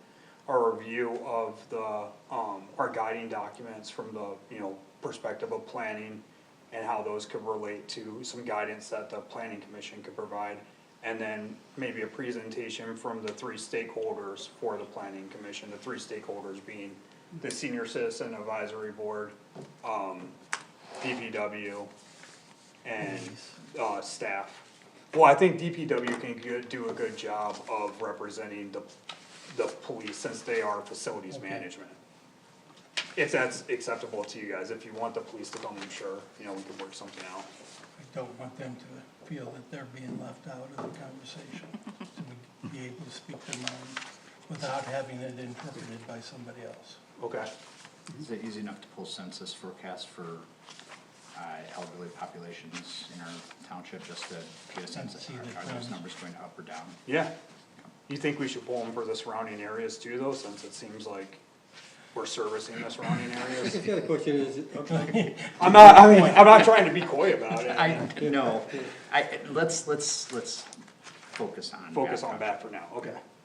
you know, these pickup orders, drive-through orders, whatever you wanna call them, what, during their peak times, what percentage of those meals served are pickups? I'll get you that data. We need to do that, and also, we'd like to know is, where'd they come from? Are they Bath residents that doing the pickup, or are they coming from outside to do pickup? I'll get you that, yeah, that's good to understand. Yeah. I'll work with Commissioner Almaridge on, hey, this is what we're finding, you find this acceptable. Sorry to put you on the spot there, but I'll try As to long as keep, my name's I'll not try on to keep your phone calls to a minimum. I can stop in too. Okay. I do wanna revisit something that Mark brought up, was the, no matter what we do, there's really, that facility's, where it's placed, it's really hard to, it's a senior center. Yeah. Mhm. So, if you add spots, like he said, you're getting further and further away, what's, Well, hopefully I don't wanna speak on behalf, hopefully the facilities director can speak to that, hopefully the senior center advisory committee has some thoughts, I'd rather see what they think. That would be my thought, I mean, obviously it's you guys' pleasure, yeah, or, I can't answer that. I have ideas, but yeah. Thank you. Say we seek a millage to create a brand new police department building with their own parking, and then allocates township office space into the police unit, and then that opens up a bunch more spaces for the senior center that are nearby. I think that is definitely outside our pay grade. I mean, But hey, they wanted recommendations. exactly. They can deal with that. They did, George had a good idea, we should buy the property across across the the street, it's street, for sale right now, and, yeah. Just I buy on agree. land contract, see if they'll sell it to us on land contract. yeah. We can, move all our refrigeration and all that stuff into the new building. Just So- make it a community center. So I got a lot of good items to follow up on, I think, Sounds here. like it, And yeah. it sounds like there's gonna be a little coordination on my behalf from those other bodies, is that acceptable? Yes. Yeah, I think that's a great idea. Alright, not to bring them into the conversation, but is that okay with you guys if we coordinate with your advisory committee? Yeah, that's fine. I did ask Karen for the data about meals. I think it's quite impressive. Last Friday, we served 141 meals. We are not doing a slack business. Over 75 of those were served in-house, the rest were takeaway. So, to go. The reason people are picking up meals is there's no place to sit in the senior center. Right, we're serving 171 meals, we're licensed to seat 80. What's the choice? The only choice they want the good meal is to take it home. And the majority of those people who do take-home meals are local residents. That's to my knowledge. So I think a more detailed discussion is fine. The issue about pickup, if you order a to-go meal, you're to be there at 11:45 and to be out of the center by 12 o'clock. There are spaces designated for walking, like in front of the building. There would be probably 3 additional spaces, but there's space there where you could park your car briefly, put on your flasher, go in and get your meal and get out of there. There are 2 or 3 places around the center like that. People who pick up their meals generally park if they don't park in one of those 2 places, they park at the police department in front of the administration, walk over and pick their meals and leave. To serve the to-go meals at any other time is very difficult, because again, we've got 70 people in the senior center who are waiting for their lunch, which comes at 12 o'clock. Judy, didn't the senior center recently complete a strategic plan? I can't hear you, Jason. Did the senior center recently complete a strategic plan? The senior center, no. Wasn't there movement towards? We, 2 years ago, we had community conversations around the senior center, looking at what is good about it, what is bad about it, how it should grow, what improvements could be made, which included a discussion about the future. That the reason that we hired an architect to look at the expansion is that when we started turning in to the planning commission plans for an expansion, we never had detailed design or drawings, which made it very difficult to answer technical questions. So the architect did do that. We asked him first about parking, and he said Karen didn't include that in the contract, but if we could get him a survey of the township property, he could help us, and we were not able to locate a survey of the township property. So I don't know if you have one. Marcia's shaking your head. We don't, we looked. Beg your pardon? We don't have one, we There's looked. no survey of the township property. So it's impossible to say where the cemetery ends, or where the plots are going to be, or where the parking should be for the the fire garage. And so the architect says to us, give us a survey of the property and we'll identify where additional parking could be. Whether it's an addition of 300 feet or an expansion of 2,000 feet, it doesn't matter. We need to address the issue of parking. I have a team of people who are willing to write grants to identify the money to put into building an expansion or an addition, but it's a waste of their time if we don't know whether or not there's places for additional parking. So, The only thing I will say is that, when it comes to the cemetery, the plots are mapped and geolocated. So that has been done. but they haven't been sold, I'm sorry. They haven't been sold, but yeah, they're mapped and geolocated. so a low-hanging fruit here seems to be a survey of the township central campus. And so that will be useful not only for this particular set of recommendations and decision-making, but also for future growth and development. And so I don't see why that's not something that we can immediately make a recommendation.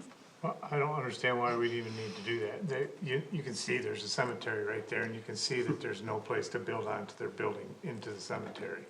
Cause you see the lots are right there. When you come for the memorials, they're right behind the senior center, they're right behind the facility with their box and announcements, and you're standing on grave sites for the event. So you know that you can't expand that way. Are there other places that we can expand though? Right, but when you're talking about the cemetery and map, that's already mapped, and you already see that there's no place. Why do you need to survey that, is what I'm trying to understand.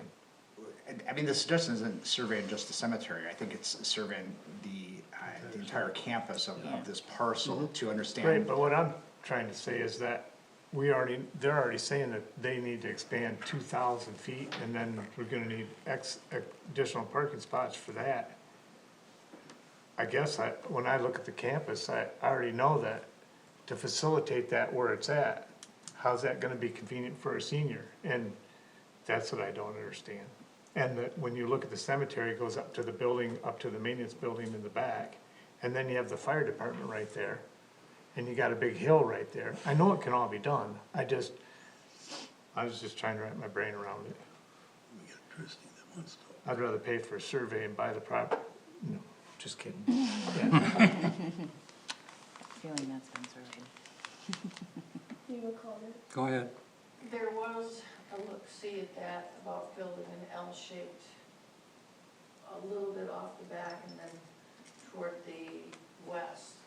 And straight across to the west looks to me, no grave sites and an open lot. And if one had a golf cart, one of the things that we talked about before is we have 48 places and we seat 85. Most of those people come one in a car, not a family of 5. Right. And that's where the problem, Wednesday, not meatloaf day, and I'm one of the only board members that shows up fairly regularly to the lunches. And Wednesday, I had to park illegally, or park in a police station parking place, which I wasn't gonna do. So. Miles it did is bring that full. up. But there's room to expand the building a bit, it's not the most convenient. But parking is an issue, and we could have just a little golf cart to run people from that area down there and run out back and forth. That will be volunteer, or do we have to hire somebody on staff for that? There's a ton of volunteers, you couldn't believe the meetings, Okay. all of us would. Does the blue bus come to the senior center? Does that bring Something like people? that's a The blue bus possibility, does bring people to the senior center. Could people park at the community center and then the blue bus could pick them up there and bring them over? And then, Another Take them option back. that we have discussed is using the Four Corners parking, cause there's more of it there.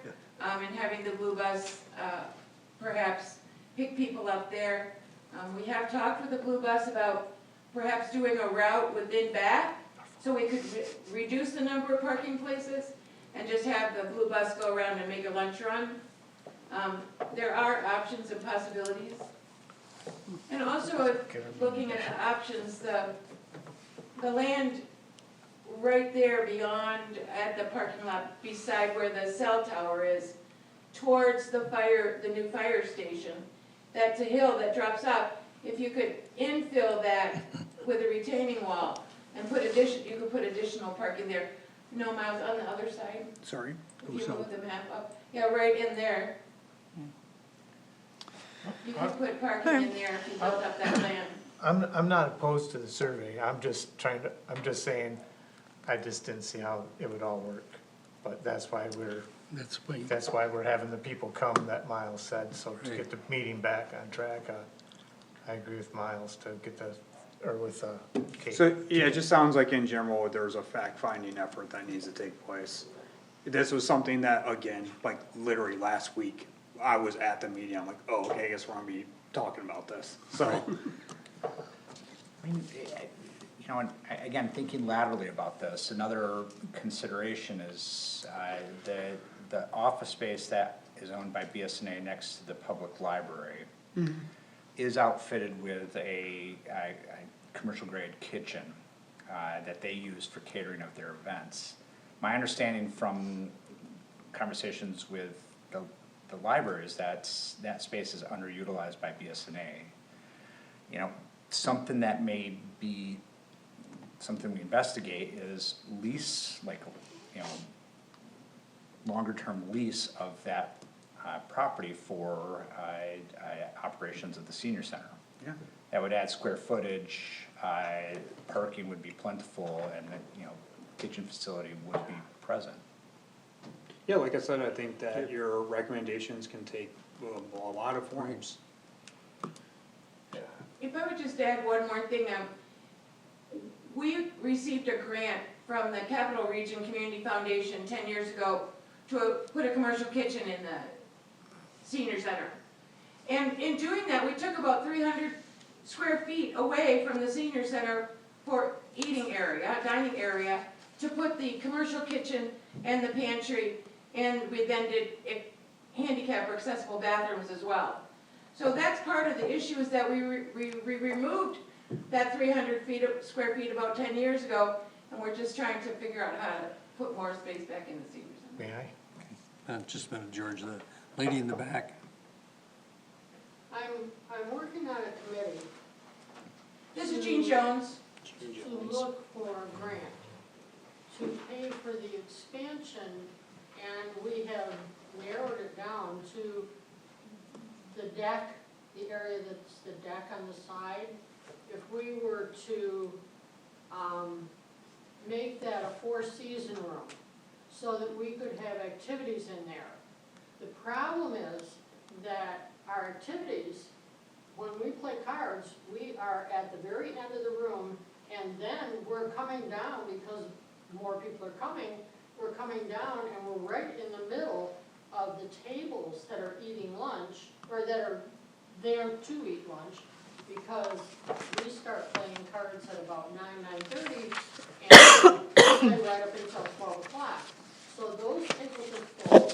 Here we are in the middle of those tables, trying to play cards or have activities. If we could make a four-season room out of that area, we would have an activity place. We would have an activity area for the puzzles that people work on, playing cards, playing euchre, and that kind of thing. But we're stuck because if we find a grant and that adds footage, then we don't have the parking. Then we don't have the parking, and you are correct. That's correct. Most seniors drive by themselves. So what I was gonna say, John, was both them statements they just made, that's where that data that Jason and the rest of them were talking about will come in play. That would come into play, that's correct. And if you were to enclose that area, that would require a site plan review.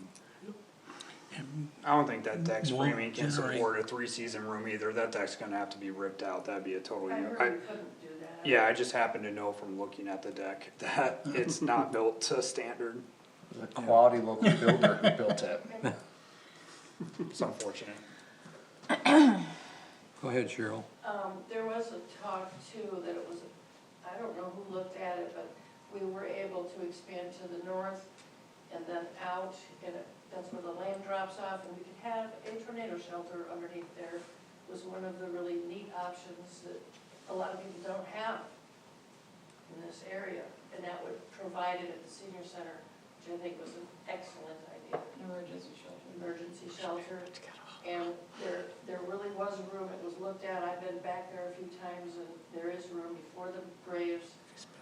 Now, if there's some that aren't marked, I don't know, but that's where a surveyor would understand that, and I don't. Or roads. But we could park straight all across important. from that and have a shovel. It's all open.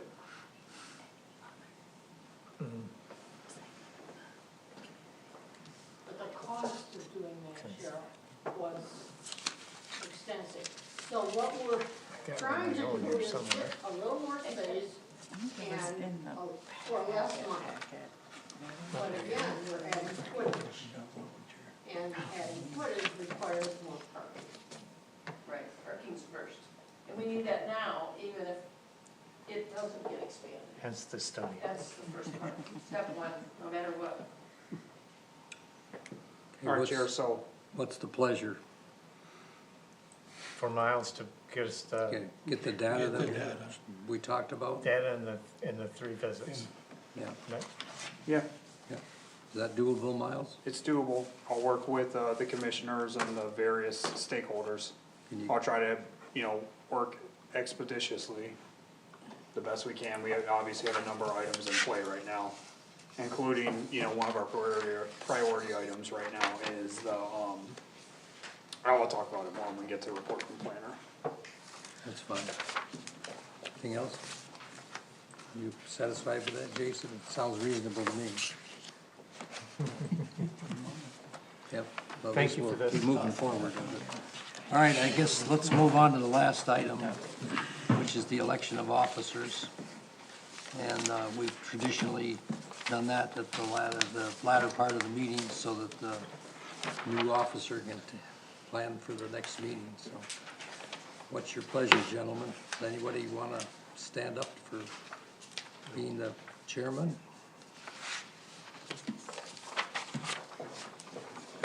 Move to nominate current Chair Reich for, remaining within the position. Second that. I think Crainer got to it first. Sorry, sorry, Severie. Can't we have some competition for that position? I mean, it seems like that's George? No discussion? Yeah, some discussion.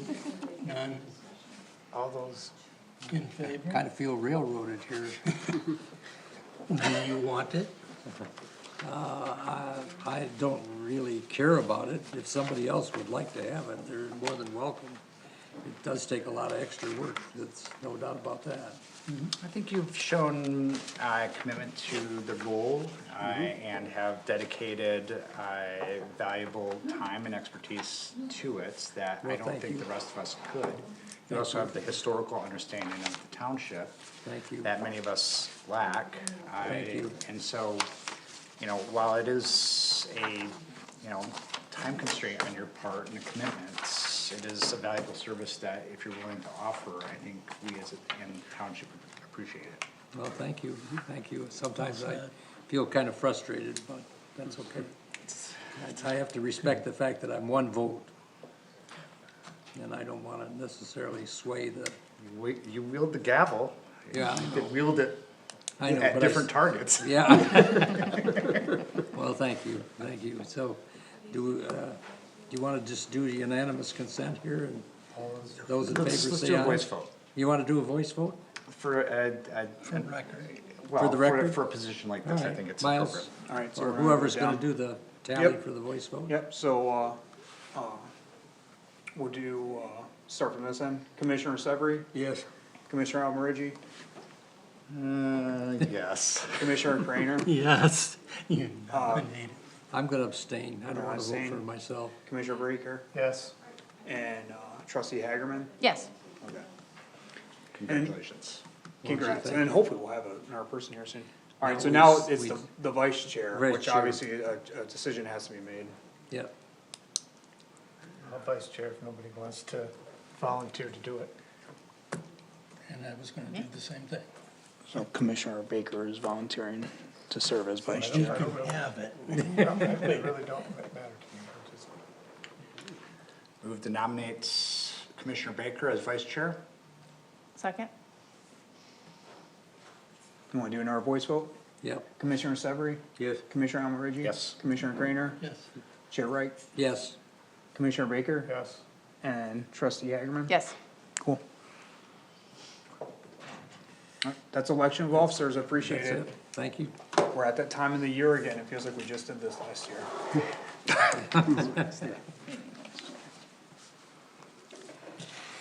So Miles, do you have anything for us? Did you Yeah, like to I got a report? couple quick things, and then I'm gonna kick it over to Ally, actually, who's gonna give us, kind of the year-end report for, calendar year 2024, and how things went from the department ever since, I came to the planning commission in 21.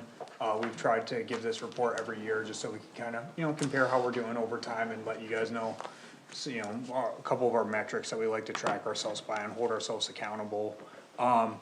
Couple of things going on, obviously this is a busy meeting, so we usually in the beginning of the year, sometime in January, we'll bring the working plan for the division, you know, our priority items, which you'll see last year's working plan in the presentation here in a minute. But we'll be bringing that next meeting and going over with you guys like, hey, this is what we were able to accomplish last year, where would you guys like some of our priorities to be for the next calendar year? One thing that I'm assuming, is still high on the priority and something we've been spending some time on over break, writing some language, was the, renewable energy stuff. So, I don't want anyone to think, obviously, there's a hot potato item in play, but and there's obviously a development came this meeting. Got a lot of follow-up with them we need to take care of, a development's coming next meeting that we were following up with over break from a lot of questions with the Kessler development, but we haven't moved our eye off of, you know, the ordinance, things we're trying to do, we're just trying to juggle a lot of items right now. Another item I wanted to let the planning commission know, And I guess more of a heads up for Kate too, which is, it's my intention to, submit to the superintendent to go after a grant. We got a really quick turnaround, we're kinda gonna have to push some stuff around. We just got informed by LEAP yesterday that a placemaking grant is available, and they said they think our success rate might be high. We failed to get a placemaking grant from the MEDC, is the 2.0 grant, I think we went for like $700,000 in placemaking improvements, to be coupled with the Webster Road project. Apparently the MEDC has reached out to LEAP and be like, hey, this region of the state really didn't get a lot of money from our last 2 rounds. And basically, you know, if you submit something, it's gonna be looked favorably upon. So they kinda came to us like, hey, you guys had a really good submittal last time, could you think you could spend something up in the next week? So, we're gonna try to, you know, whatever we gotta do, we're gonna try to do it. I think we might, the dollar amount's less this time, cause it has to be split across the region, but I'm hoping we could at least get some additional lighting, some signage, maybe a nice welcome to Bath sign or something like that, so. Well, I'm gonna get with Karen and, we'll put it in the packet so we can get permission from the board, hopefully the board will grant us that. There is some matching funds available, but all the work that are required, matching funds required, but all the work that we've already done on the Webster Road corridor in terms of engineering and sidewalk improvements can count towards the matching. So basically no money out of our pockets and just some free placemaking dollars, so. We did also submit the grant for the, $50,000 for planning. Yep. If we don't hear back in, you know, the next, I'm gonna give it like 15 more days, cause usually a 30-day window for response time with grants is usually about what it is. But if we don't hear anything, I'll reach out and say, hey, like, when can we expect to hear something, I'll let you guys know. So, we tried through the winter when things slow down a little bit on the permitting side, that's when our window opens up to spend a little bit of our time going after grants, so we're trying to do that. Alright, and if it's okay with the chair and the planning commission, I'll kick it over to Ally. Ally, let me pull up the presentation real quick. If that's okay with you guys. Yep, absolutely. Alright. Just 1 second.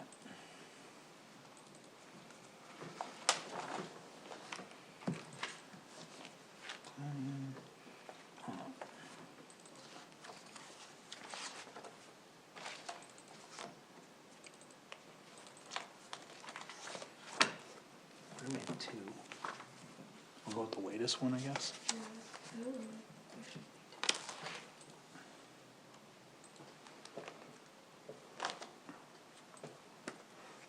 Should I do the PowerPoint actually, that way I can put it in present mode?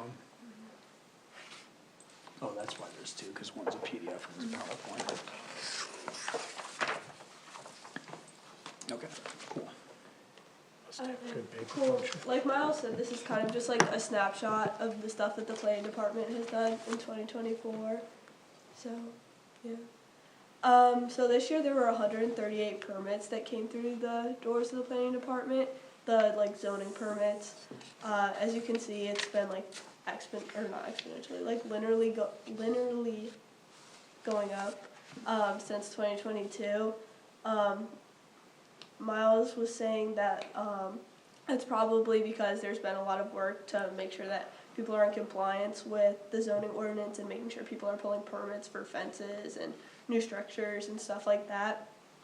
So, yeah, it's a good sign. The township's growing, so. Yeah, we'll say on that point, I think last year, I mean, you helped write some of those letters, there was probably, I wanna say 10 or 15 letters we wrote, basically like, hey, notice you have a pole barn on your property, that wasn't there last week, here's a satellite image, we never got a permit, you know, so that obviously is helping our permit numbers.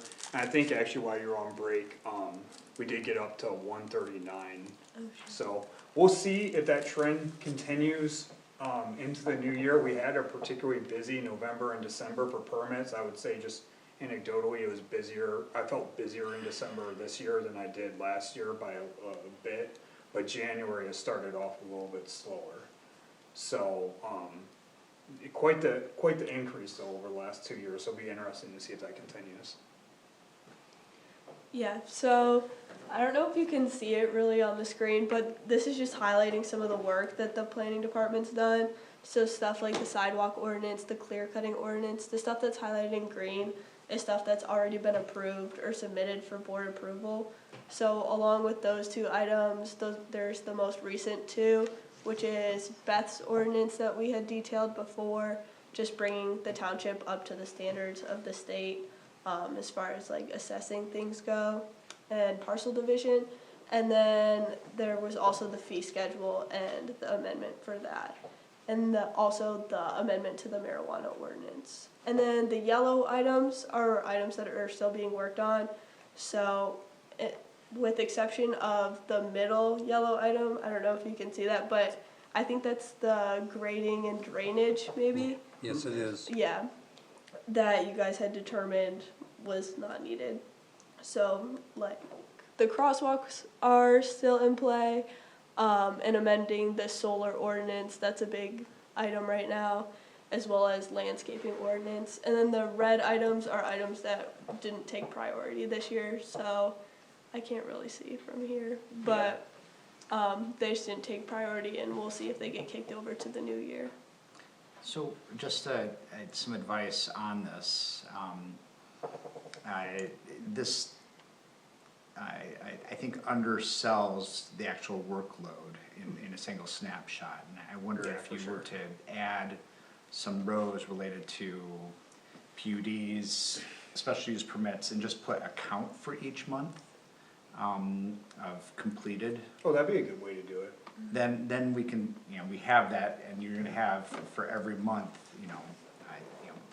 we'll see, maybe there's less work on wind and energy ordinance, like July, for example, there's some preliminary research, but Yeah. I'm assuming you guys did a lot more work than. Yeah, and you'll see like in other slides, we'll get to like, the, construct, or, special use permit reviews that we did throughout the year, but I think that is a good way of like saying, hey, here was our January, here was our February, and giving you like a good snapshot, so. And I just wanna say too, like, obviously, I don't want anyone to feel discouraged that some items aren't yellow or red, everything's on the table for next year. We're just a small department, and we're tackling items as we can. Yeah, so to go a little bit deeper into like this site plan reviews and the SUPs for this year, the green and the purplish pink marks, whatever you want to call that, are SUPs or SPRs that have been approved this year, and then the orange and the maroon are ones that are still in progress. So you can see like the Ide townhomes, the Gary Lane condos, as well as the condos or townhomes on Main Street. Those are all still in play for this upcoming year. And then the red is the canceled one, so the HDI warehouse was canceled. Yeah, pulled by applicant, so was what happened with that one, so we didn't cancel it, the applicant just moved in a different direction. Yeah, I'd say, we do this map every year too, and I think it's an interesting map just to see where kind of, commercial activity is happening in the Did that township. daycare go through? I Did thought. not go through. Okay, No, that's what I they thought. pulled out, Yeah, Okay, but that's what I the, thought. but But our part of it our was part done. was Okay. completed. health department was, So went Yeah, all the way. we still through- spent time on it. Yeah, but- we went all the way Oh, through, yeah. so we consider that a completion of the Okay. SUP. Yeah, then these are just a couple maps created by the planning department this year using GIS. I don't know how many of these maps you guys actually got to see, but just figured we'd put them here for you, just to show you some of the outside work that has been going on outside of like the SUPs and the ordinances and that kind of stuff. Yeah, this is side work that happens, some of it like the housing age for non-cities in the greater Lansing area, that's something that we are partnering with Tri-County on one of our housing working groups that the township participates in.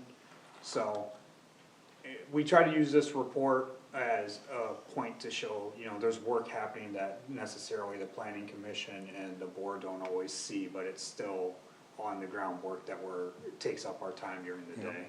So just out of curiosity, that fire department route map was that an analysis to identify the most optimized pathways to get to different segments of our community? Yeah, when When I was in the military, there's a saying in the Marines, and it's break it down Barney style, because, you know, like I guess like humor is that Marines are idiots, and you gotta like make it really simple for us, or we can't understand it, so just lines and colors. And so I know, and talk with the fire marshal, that's something that they look for their drivers and fire crews. And when Webster Road was, now, a lot of these routes for best route they already have memorized. When Webster Road was shut down, when they were fixing it, they were like, okay, where am I supposed to drive? So we helped them make this map to say, hey, this is the most efficient route. And I don't know, in GIS it has some of that route mapping software, you can plug in addresses and it'll give you the most efficient. You can even narrow it down to say like, I'm driving a truck, what's my most efficient route? So I think you're underselling what that actually means for our community, and that's a huge, I mean, it's hugely important because it cuts down on, response time, and, you know, and that typically can have real world consequences on lives and well-beings. Yeah, no, it's GIS, I think, is a real asset that I hope our department is able to bring to the table. Yeah, and then these are the ordinances that got complete this year, again, same color codes. The non-motorized plan, or I guess they're not ordinances, should be swapped. These are, no, sorry, yeah, the word ordinances. I think that's what the other that's one our was, bad. but it's fine. But these are, special, what was the term we went with, we called them like special work topics. Yeah, something So like things that didn't neatly fit, and these are like miscellaneous tasks that we had to conduct throughout the year. And so when we come with our work plan for, next meeting, we'll have two different spreadsheets, one for ordinances, and we'll prioritize those, but one for special work, like one could be, conduct preliminary outreach for comprehensive plan. That wouldn't be an ordinance improvement, but it might be a priority for you guys, for us to work on. So that's what this one's showing, sorry for the mislabeling. Yeah, so the non-motorized plan went through, the capital improvement plan also went through this year.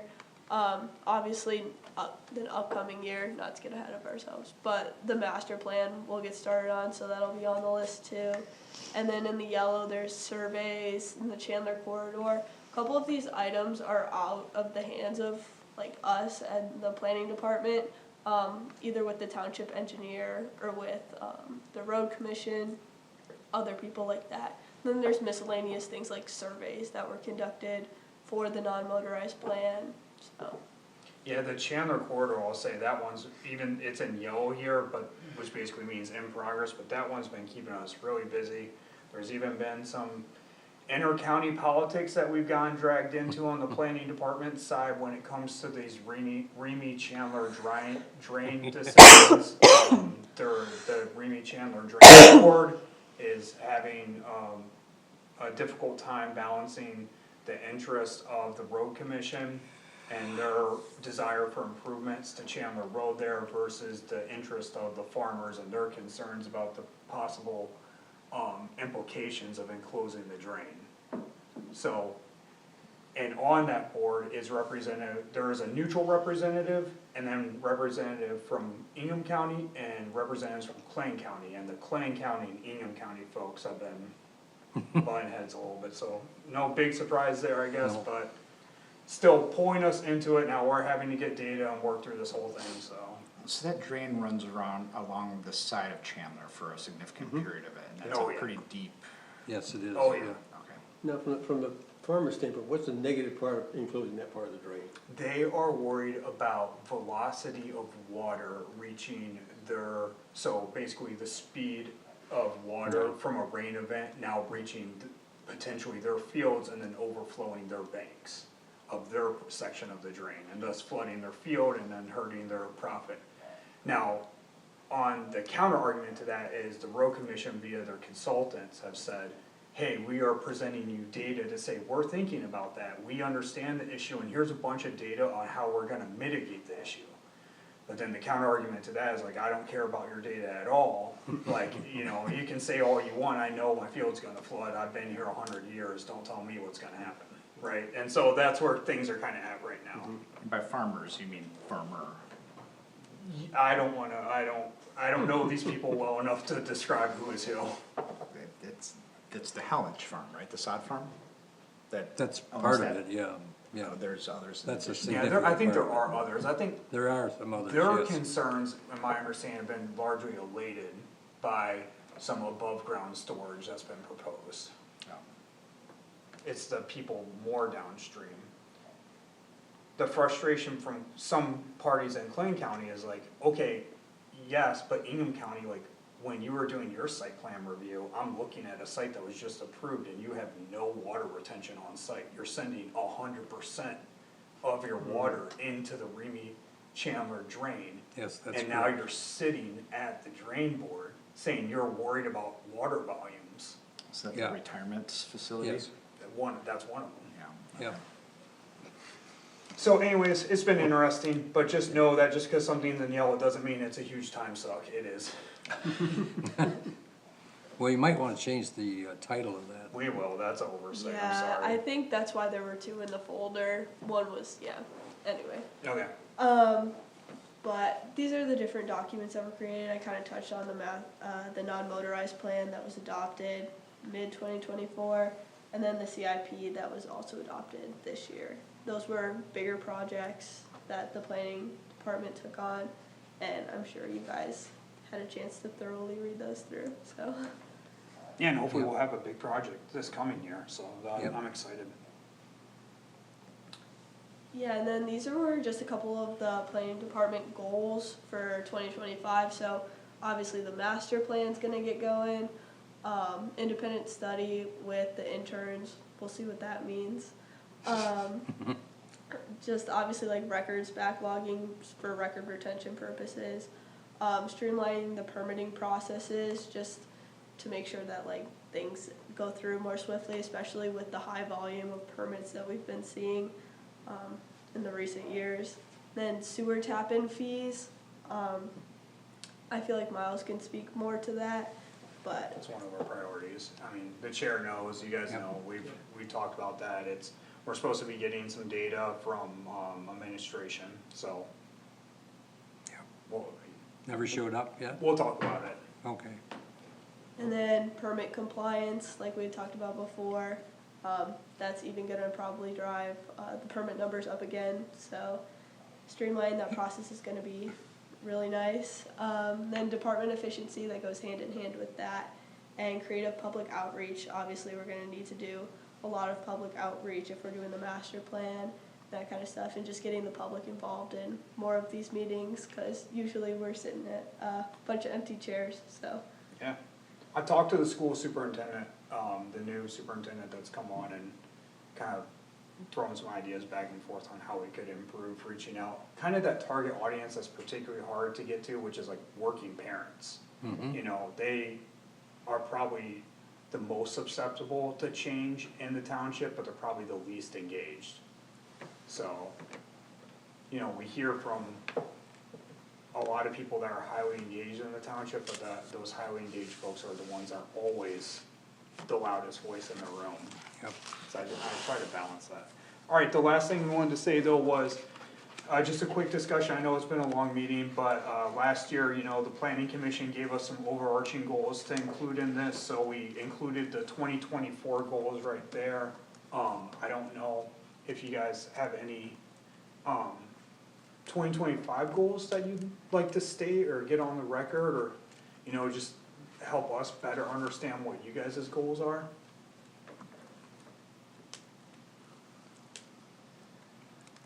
Well, we definitely need to finish the township property strategy issue. And, we still need some kind of guidelines for people that are own, operate on swampland or marshy property, whatever you're Wetland talking about. ordinance. Cause it's becoming a bigger issue as we see more people buying rural property.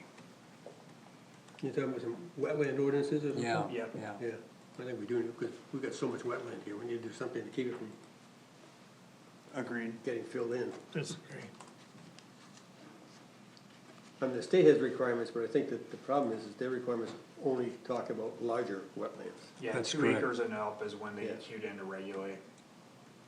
How many? 2? 2 acres and up. Yeah. Or if there's, I learned recently in our sewer conversations with this wetland over here, the wetland itself wasn't 2 acres, but because it had interconnectability to other wetlands, it triggered eagle regulation. Yeah. Some of them from last year just get sustainable development practices, so I'm hoping that is something that we can talk about as a part of the, I guess one item should definitely be, focus on, the timeline for the newest comprehensive plan. Yep. Within that, sustainable development practices should get talked about for sure. You already said township owned property strategy, infrastructure build out, research and coordination, so that kind of plays off the sewer tap-in fee one there, cause you can't have Yep. sustainable infrastructure build out if you don't have funds. What about renewable energy? Renewable energy, that'd be a good one. Implementation of Bath Township's comprehensive plan goals, which is probably always a good overarching goal. And we talked about that What tonight. does that mean, though? That means like, you were saying that when we're having this conversation about the senior center, we should refer back to our guiding document and make sure our recommendations live within that. When we talk about the townhomes, are we living up to, Diversity of housing. diversity of housing goals, yeah. The one question I have is, and I might be wrong here, I have a sense that there's some drift in, what we will, approve with conditions, for special use permits, for example. Okay. And there's increasingly, more and more elements of a complete plan that were permissive of not requiring it to be present before we'll make an approval. And I'm worried that, that's creating issues where we're not getting a complete idea of a development, than what is intended through the, Planning Enabling Act. And so, I know that there's a balance there of like, being responsive and speedy for developers to work, but, it seems like it's increasingly getting us into some contention with developers. Yeah, I'm sensitive to that, can I say something about how things kind of played out tonight, maybe the reasoning of why things played out this way? I talked to the chair about this, beforehand, but it's probably informative I'm sensitive to that, and I hope that you guys have seen on developments prior to this, a more robust site plan, even building materials being presented, like with the gas station, like that. The problem that, and the frustration that township staff, including the township engineer, and you saw a little bit of it tonight, and I appreciate the backup of saying, no, this was talked about, you didn't follow up. Right. So we've had some trouble, in communication or lack thereof communication with this particular development team. And there was an effort from staff to say, in lieu of us being able to get a meeting with their engineer, which we have requested multiple times now, we've said, we need a meeting with Prine and Newhoff and Wolverine in a room, face to face. Right. I think that's been said 3 times now. So And since we weren't able to get that meeting, tonight was almost a strategy to say, hey, there's some stuff going on here, it's gotta get addressed. And I hope the message was received by the developer. So, yes, having been there since 2019, when they approached us for the first time, nothing has changed in the 4 or 5 times they approached the township in terms of that communication or responsiveness. You look at the Prine and Newhoff set of recommendations, they talk about sewer issues. Every single one of those, and our conversation is always the same. And so, that's a developer thing. I came prepared, on the assumption that I was gonna see exactly the same thing that I saw 3 other times. And so I wanted to have the documentation in front of me. Thank you, thank you. So, now, I can respect if their strategy of hosting a meeting that essentially wastes their time because it demonstrates that they're the ones that are not prepared. It's a strategy. It is a strategy, but it also, it takes up our time. I know. And, you know, our compensation isn't terribly great as. No, it's not. No. And so, and like I said, I think there's been some shift or, you know, drifting into, you know, us allowing fewer and fewer things. And I think several of us have, you know, been concerned about, you know, really we should see a fuller package. And so, and I think that's a discussion for us to have in terms of what are, and I went into kind of the performance review criteria to try to educate myself, and it wasn't quite clear what section of the ordinances I needed to be looking at, Yeah. and so. If you come into office, we can discuss, we'll go through the orders, we can discuss. I'm sensitive to that. Tonight was kind of a strategy. I realize the frustration with the Ides in the past. I guess my thing was, I'm always trying to give this situation the benefit of the doubt and assume that all actors are acting in good faith. Sam is a new actor in the scenario. Prior to this, in 2019, you guys were dealing with Lou Ide. Yeah. So I'm trying this strategy. We tried it once. If it doesn't get us anywhere, we won't try it again. I thought Sam was there in 2022. I believe so. Yeah, he was. Yeah, so he's, He wasn't here in 19, no. yeah. Yeah. Anyhow, I mean, the point still stands. You know, I think, you know, we as a commission should be clear with you in terms of, here's the minimal set of expectations for what we wanna see. You know, and here's what's. Yeah, don't bring it in front of us if it's missing these things. Yeah. Yeah, heard, sensitive to that. Well, Miles and I had a long discussion about this, quite honestly. And you weren't here when we did Somerset with Ides, but this was an The ongoing original thing. Somerset? Yeah, for When several. was that? I couldn't even find the minutes. Oh, I Precedes think it was, 2009. so me and the township engineer were just talking about that, it first got introduced to the township in the late nineties. Yeah. And then the first portion of it was started getting implemented in the early 2000s. Yeah. But the last portion of it wasn't implemented until 2012, so it had a really slow burn. Yeah. I mean, the last and this- phase or? The last phase, phase 5, I believe, This which was was an the ongoing apartments issue with closest to them. Webster. Okay. This is the way Ides have always operated, and it's a pain in the neck. Personally, I wouldn't do business with them, but we don't have a choice, so. Well, I mean, to we an certainly extent. couldn't stick to, you know, our standards in terms of. Right, oh, yeah. We're not gonna allow a private Right. road, we're not gonna allow private Right. sewer. Right, that's correct. Well, and I think We wanna that's have what the green conversation space. happened tonight, and I think, I just wanna say the planning commission did a good job. Yeah. I That think, was, I think we need to have, like Jason said, more complete plans, because our bottom line, at least for me anyway, the bottom line thing, we need to think about, what do we want this township to look like in 20 years? Yeah. right, We gotta start doing that now. And so we gotta require these people, this is what we want to look like in 20 years, how do we get there? And that's why this next year with that master plan is so critical, we've got to, that's, for me, the key thing we've got to address. Where are we going? And I think we as a commission can send a clear signal to you that you can then send to the developers, say, look, the crotchety guys or, you know, folks on the planning commission are not gonna entertain this and they're just gonna kick it back unless you have this. And that eases your communication Yeah, and puts the onus on us. no, for sure. Alright, so I think like what I'm hearing for planning commission goals is, setting clear expectations with, commercial development. That, well, the next one we're gonna talk about is probably the, Castle development down off Ann Drive. That's gonna be a discussion too, I think it's gonna take a Yeah. while. Yep. And you guys gave me some follow-up with that one, we reached out to legal counsel, we got some opinions, we've been communicating with the Kesslers, got some opinions.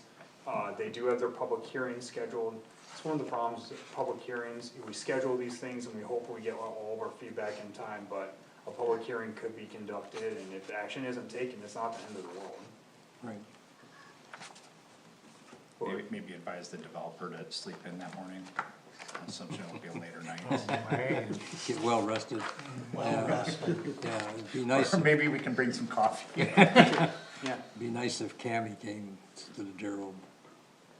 Okay, and those are, We really hesitated Yeah. whether we should have this meeting with Ides or not, but Miles and I talked about it, and I said, you know, I think the best thing to do is to let him come. We'll talk about this and make a clear message that, hey, guy, you don't have your act together. You're wasting our time and your time, and I hope we made that clear to him. I don't know that it was always gonna be effective, because the first set of plans from Wolverine had sewers and storm drains and water mains intersecting, which is not good construction practice. But, you know, I guess they're on a learning curve, and they have been for the last 40 years, so. Should have brought his engineer in. The curve is a flat line perhaps. Yeah, well, his engineer won't show up, though, that's part of the Yeah. problem, so. I don't know how to deal with it, other than what we did tonight. Yeah, because you've Sorry read to it. waste your time, but, No, now that I understand what the strategy was, that makes sense. So, and I understand the background, I can further prepare the next time they come. thank you, you were well prepared, you made a very good point with him, I hope he understood. The look on his face, he kind of gave me the impression he might be listening. Good. Thank you. All right, well, we got some good guidance, we'll add that to our report for next year, fix the title, and appreciate it. Kate, is this the information you think that Ryan was interested in getting from the committee as to what we've accomplished in '24 and so forth, or? And how would we communicate it to the board if that's what? Well, we had a you'd discussion like? about that at the last meeting, about some requests to increase what I guess I would call reporting out. Yes. So whether it's the chairs of the committees who come, or whether it's the board liaisons who share as just part of the regular agenda, or a mix of both. There was some discussion about increasing that as agenda items and trying to make that more of a regular practice, so that the Board of Trustees has a better idea of what's going, because I have a really good idea of what's going on in the Planning Commission, Right. but no idea about what's happening at the other committees, especially, like in the last meeting, they handed in, some were handing in minutes from 9, 12, 15 months I beforehand. noticed that, yeah. Meetings from before I was even on the Board of Trustees, so it's hard for us to stay updated with all of those things when there isn't a system in place to keep everybody updated. So there's been some preliminary discussions about trying to make that happen. I don't know that we've fleshed out exactly how it will or should happen, but the discussion has started. Remember when we used So- to do that? Yeah, I think it will be beneficial, but I certainly that report is nice to share, but I would like to be able to share more regular updates of what we're doing and what kind of things are in the works, so to speak, throughout the township, even things that get discussed but maybe don't end up making it to the Board of Trustees. So one thing, I mean, for that, prior superintendents, Waitecha and prior to him, they would do monthly news reports that would go out to the community, but also committee members and the board. Where some of those accomplishments of the township committees and staff could be shared in a congratulatory. But those were often really helpful for understanding what's going on in the township. Right, and I think that also might help increase participation. I mean, we've had the same dozen committee vacancies that got posted on the Friday report for months and months, 18 months, maybe the same set of vacancies. And I think that part of that is because people don't really know necessarily what those groups are, or what kinds of things they do, or what they're working on. And that could be a way of perhaps stimulating some interest in becoming part of these community groups. I'm not sure how effective the Friday report is. It seems to be a template that's reissued with minor updates. Right. And so, I think that could be expanded if that's gonna be the preferred venue, but, Yeah. I don't know how widespread that gets submitted. I agree that there could be some upgrading to all of these sort of communications in all directions. The police Yeah. report's fine. Kate, this report is written, from the planning division, so I'll email it to you. Yeah, if you that wanna would be share it great. out to anybody or use it. That was however what you I was see gonna fit. talk about in my Board of Trustees, portion when we got to it. I don't know if, are we there? Go ahead. We're there? Right now, if you I want. was gonna Wait, ask if do you you want could. public comment real quick? I didn't know, Oh, just cause we do have. Sure. I totally agree with you, sitting on the board too, it's like, there's so little, every committee that I've sat with, seniors, everyone, rec, lack of communication back and forth, what can we do, what do we want, what's going on? And we would get more people, I think, but I have heard the exact same words from 4 or 5 committees. Frustration. So, there's a little bit of history here. Karen took on the position, as superintendent, I think, right before COVID hit. And there was a lot of effort in, trying to manage how do we keep the operation running during COVID.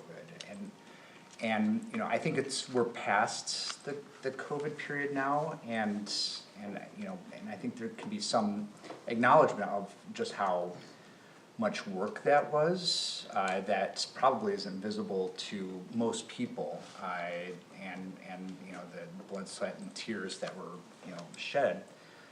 But, I think it's time to recommend, some adjustments and return back to how we used to operate as a township, at least within the communications realm. Right, and I think it ties into the idea of putting together this comprehensive plan and these long-term goals of where are we going, where's the board wanna go, where are all these other committees headed. I think it helps build that cohesiveness amongst all of these groups who are all working to try and make our township better and grow and improve the right way. And if we are all better connected to each other, I think that enhances it rather than detracts, or they just had the same discussion that we just had. Well, maybe that was a little redundant and it didn't need to be. So I think improving communication is definitely a goal that we're talking about, and I would like to, when my turn comes, to share what we've talked about at the Board of Trustees. I'm looking forward to setting the bar high with sharing your PowerPoint and your data and things like that to kind of get us off to a good start. Additionally, I am officially reappointed to the Planning Commission as of the last meeting, so I think I'm on here for maybe 2 more years. Other than that, I had my notes up here, sorry, and I flipped off of them. Miles introduced the zoning ordinance and the fee schedule, as well as the land division, so those have made their way to the Board of Trustees. We talked about the parking. Ray Kotke is bringing up the topic of the Park Lake Trail, so I would expect that to re-enter the discussion going forward. So keep your eyes and ears out for that. Other than that, I think that's probably all I have to report. You know about the parking study, so. Yep, that's in our bailiwick now. What's the status on the property that we purchased by Park Lake down there, and the house and the? I believe the purchase has been completed and we're waiting to do the demolition. I believe the township DPW is doing the demolition, so they're probably just working it into their They'll sub it schedule. out, but they're overseeing Oh, the okay, process. they're gonna oversee the process, so. I don't know what, there's some holdup. Ben was talking to me, I can't remember for the life of me what he was saying the holdup is. Well, it'd be nice to get it done Yeah, before he the weight wants it done. restrictions He's go like, on for he's the like, let's frost go. laws. He wants it done, it'll get done, it's just sometimes Yeah, there's this is- hazardous things that you have to get some It's a form. real slow season for Hosford Brothers there.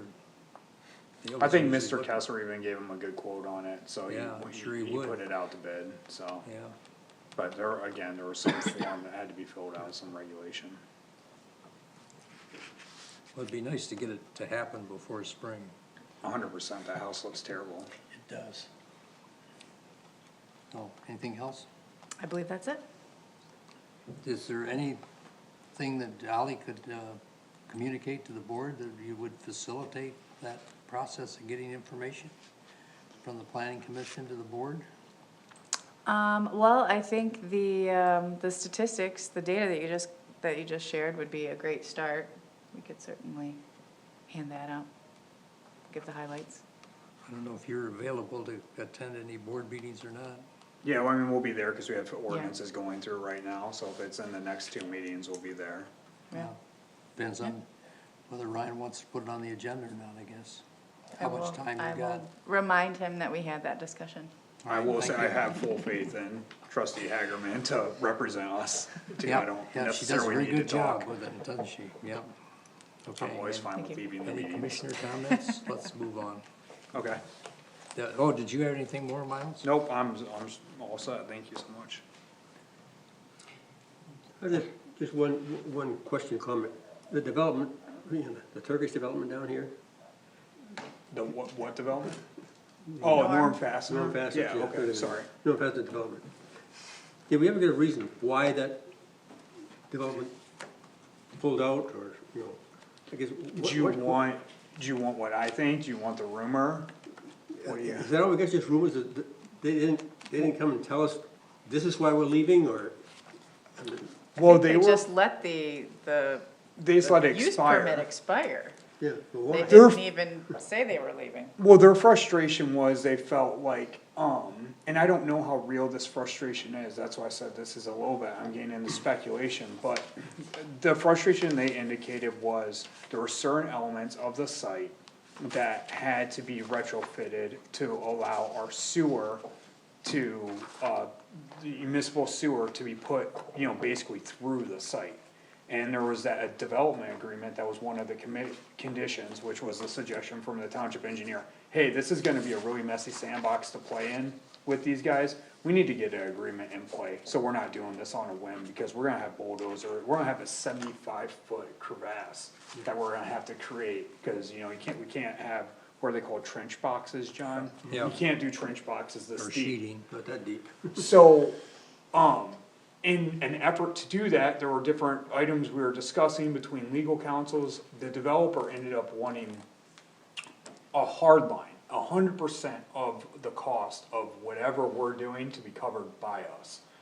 The board's counter was, you know, hey, we wouldn't be even doing this if it wasn't for you.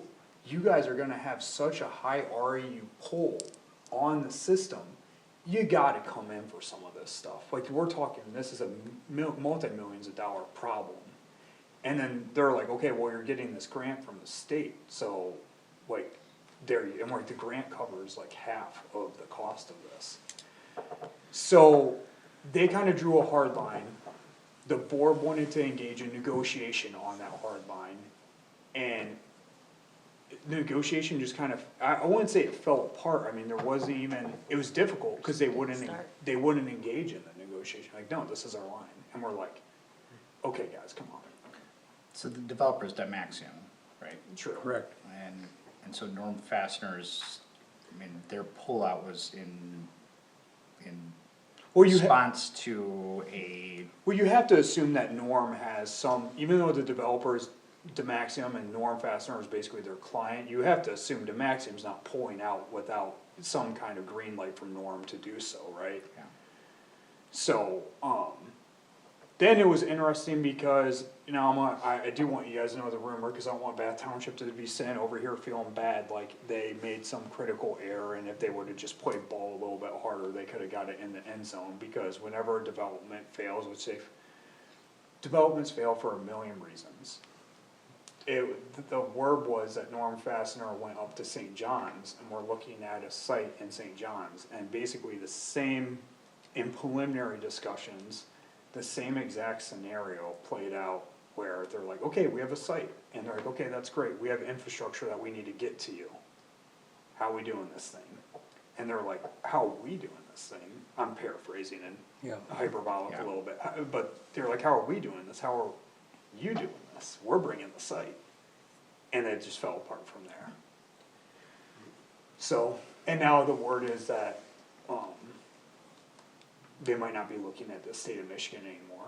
And we were, Bath Township wasn't even there for, you know, they went to a couple of communities before us, ran into similar issues, came to us, we probably got it the closest to being in the end zone from what I've heard. They looked at a couple exploratory options, and I guess they've determined that Michigan might not be the state. Now, if they come back and they go to another state and they look around for a couple of years and they figure out that this is just gonna be the standard in the US, if you wanna operate a facility of this scale, you have to bring something to the table for the municipality, which is, again, in my experience, and probably in Newhoff's experience, where they're dealing with, you know, developments that Norm Fastener is big for Bath Township, but, you know, in the Detroit, Grand Rapids area, these are happening all the time. And they said it's rare to have a developer give such hard pushback when you're trying to bring them infrastructure. Typically, you know, the developer would understand they have some skin in the game of responsibility. So, I don't think we did anything untoward, I don't think the board did anything that wasn't reasonable. Sometimes you just can't win. Presumably the developer in other larger sites are larger developers with more experience. With more experience, and then probably, you know, a cash pile to be able to fund some of these things. If you're a medium developer and you don't have that giant cash pile, $100,000 is a big negotiating point. Thank you. I hope that helps, I don't know, that's, you know, again, just for the video, that's largely speculation. A lot of that's very accurate, yeah. Yeah. The Maxion does not have deep pockets. And the original agreement was they were gonna build the facility and lease it to Norm Fasteners.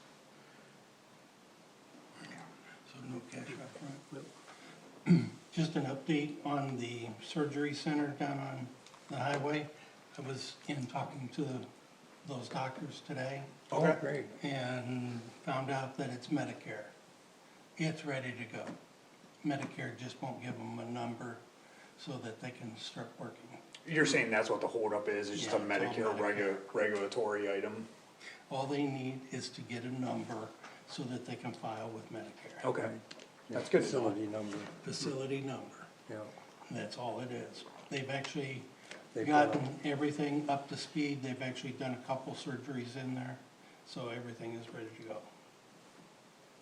On that All their note, state approvals and everything, Everything is there except for Medicare. no, it's unbelievable. did everyone see that Subway is open now in their new location, Barry's Bagels, the jury's still out, I don't know. Oh, that's not gonna happen, believe me, I know Dunkin' Donuts very well.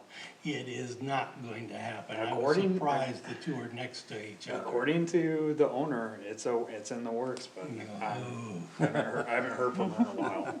I've dealt with those folks. They are not friendly when it comes to competition. Yeah.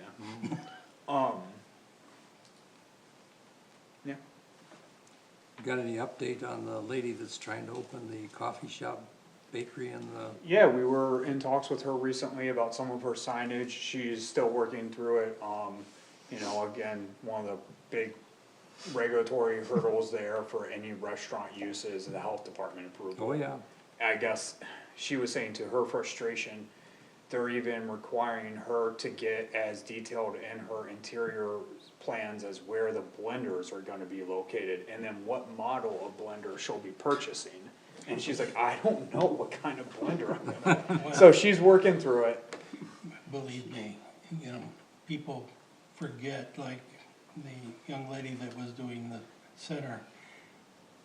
If you don't come in with a commercial refrigerator, you just go out and buy a home, they will not accept it. If you go and try and buy a home blender, they won't accept it. Yeah, no. It She- needs to be for commercial use. she is working with a consultant now, I guess, that worked for the Ingham County Health Department for 40 years to advise her on this step of this process. Cause they're just looking at overheating and fire issues. Yeah, It's the air gap on the trains that will drive them crazy. Oh, yeah. I'm personally excited about it, there's nowhere to get a sandwich around here.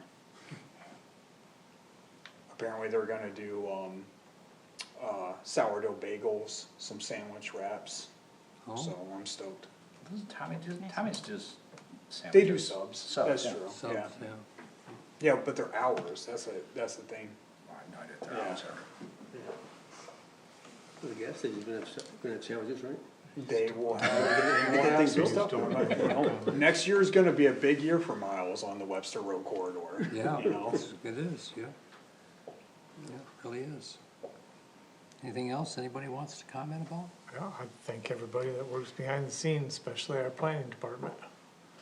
Yeah, they do an excellent job. Just building off of that, I wanna show appreciation for the hard work that you two do and the rest of the team. I really appreciate your consistent presentation of your annual review and the quality of the data analyses that you put together. I think, as I said previously, I think you undersell the quality of the work that your team does and its impact on our community. And so, if you're not gonna say it out loud, we will. Yeah. So, thank you for your continued commitment to Bath Township. Yes. Okay, I'll entertain a motion to adjourn. So moved. Second. Those in favor say aye. Aye. Anyone opposed? 8:54. We're adjourned. Thank you. Ray,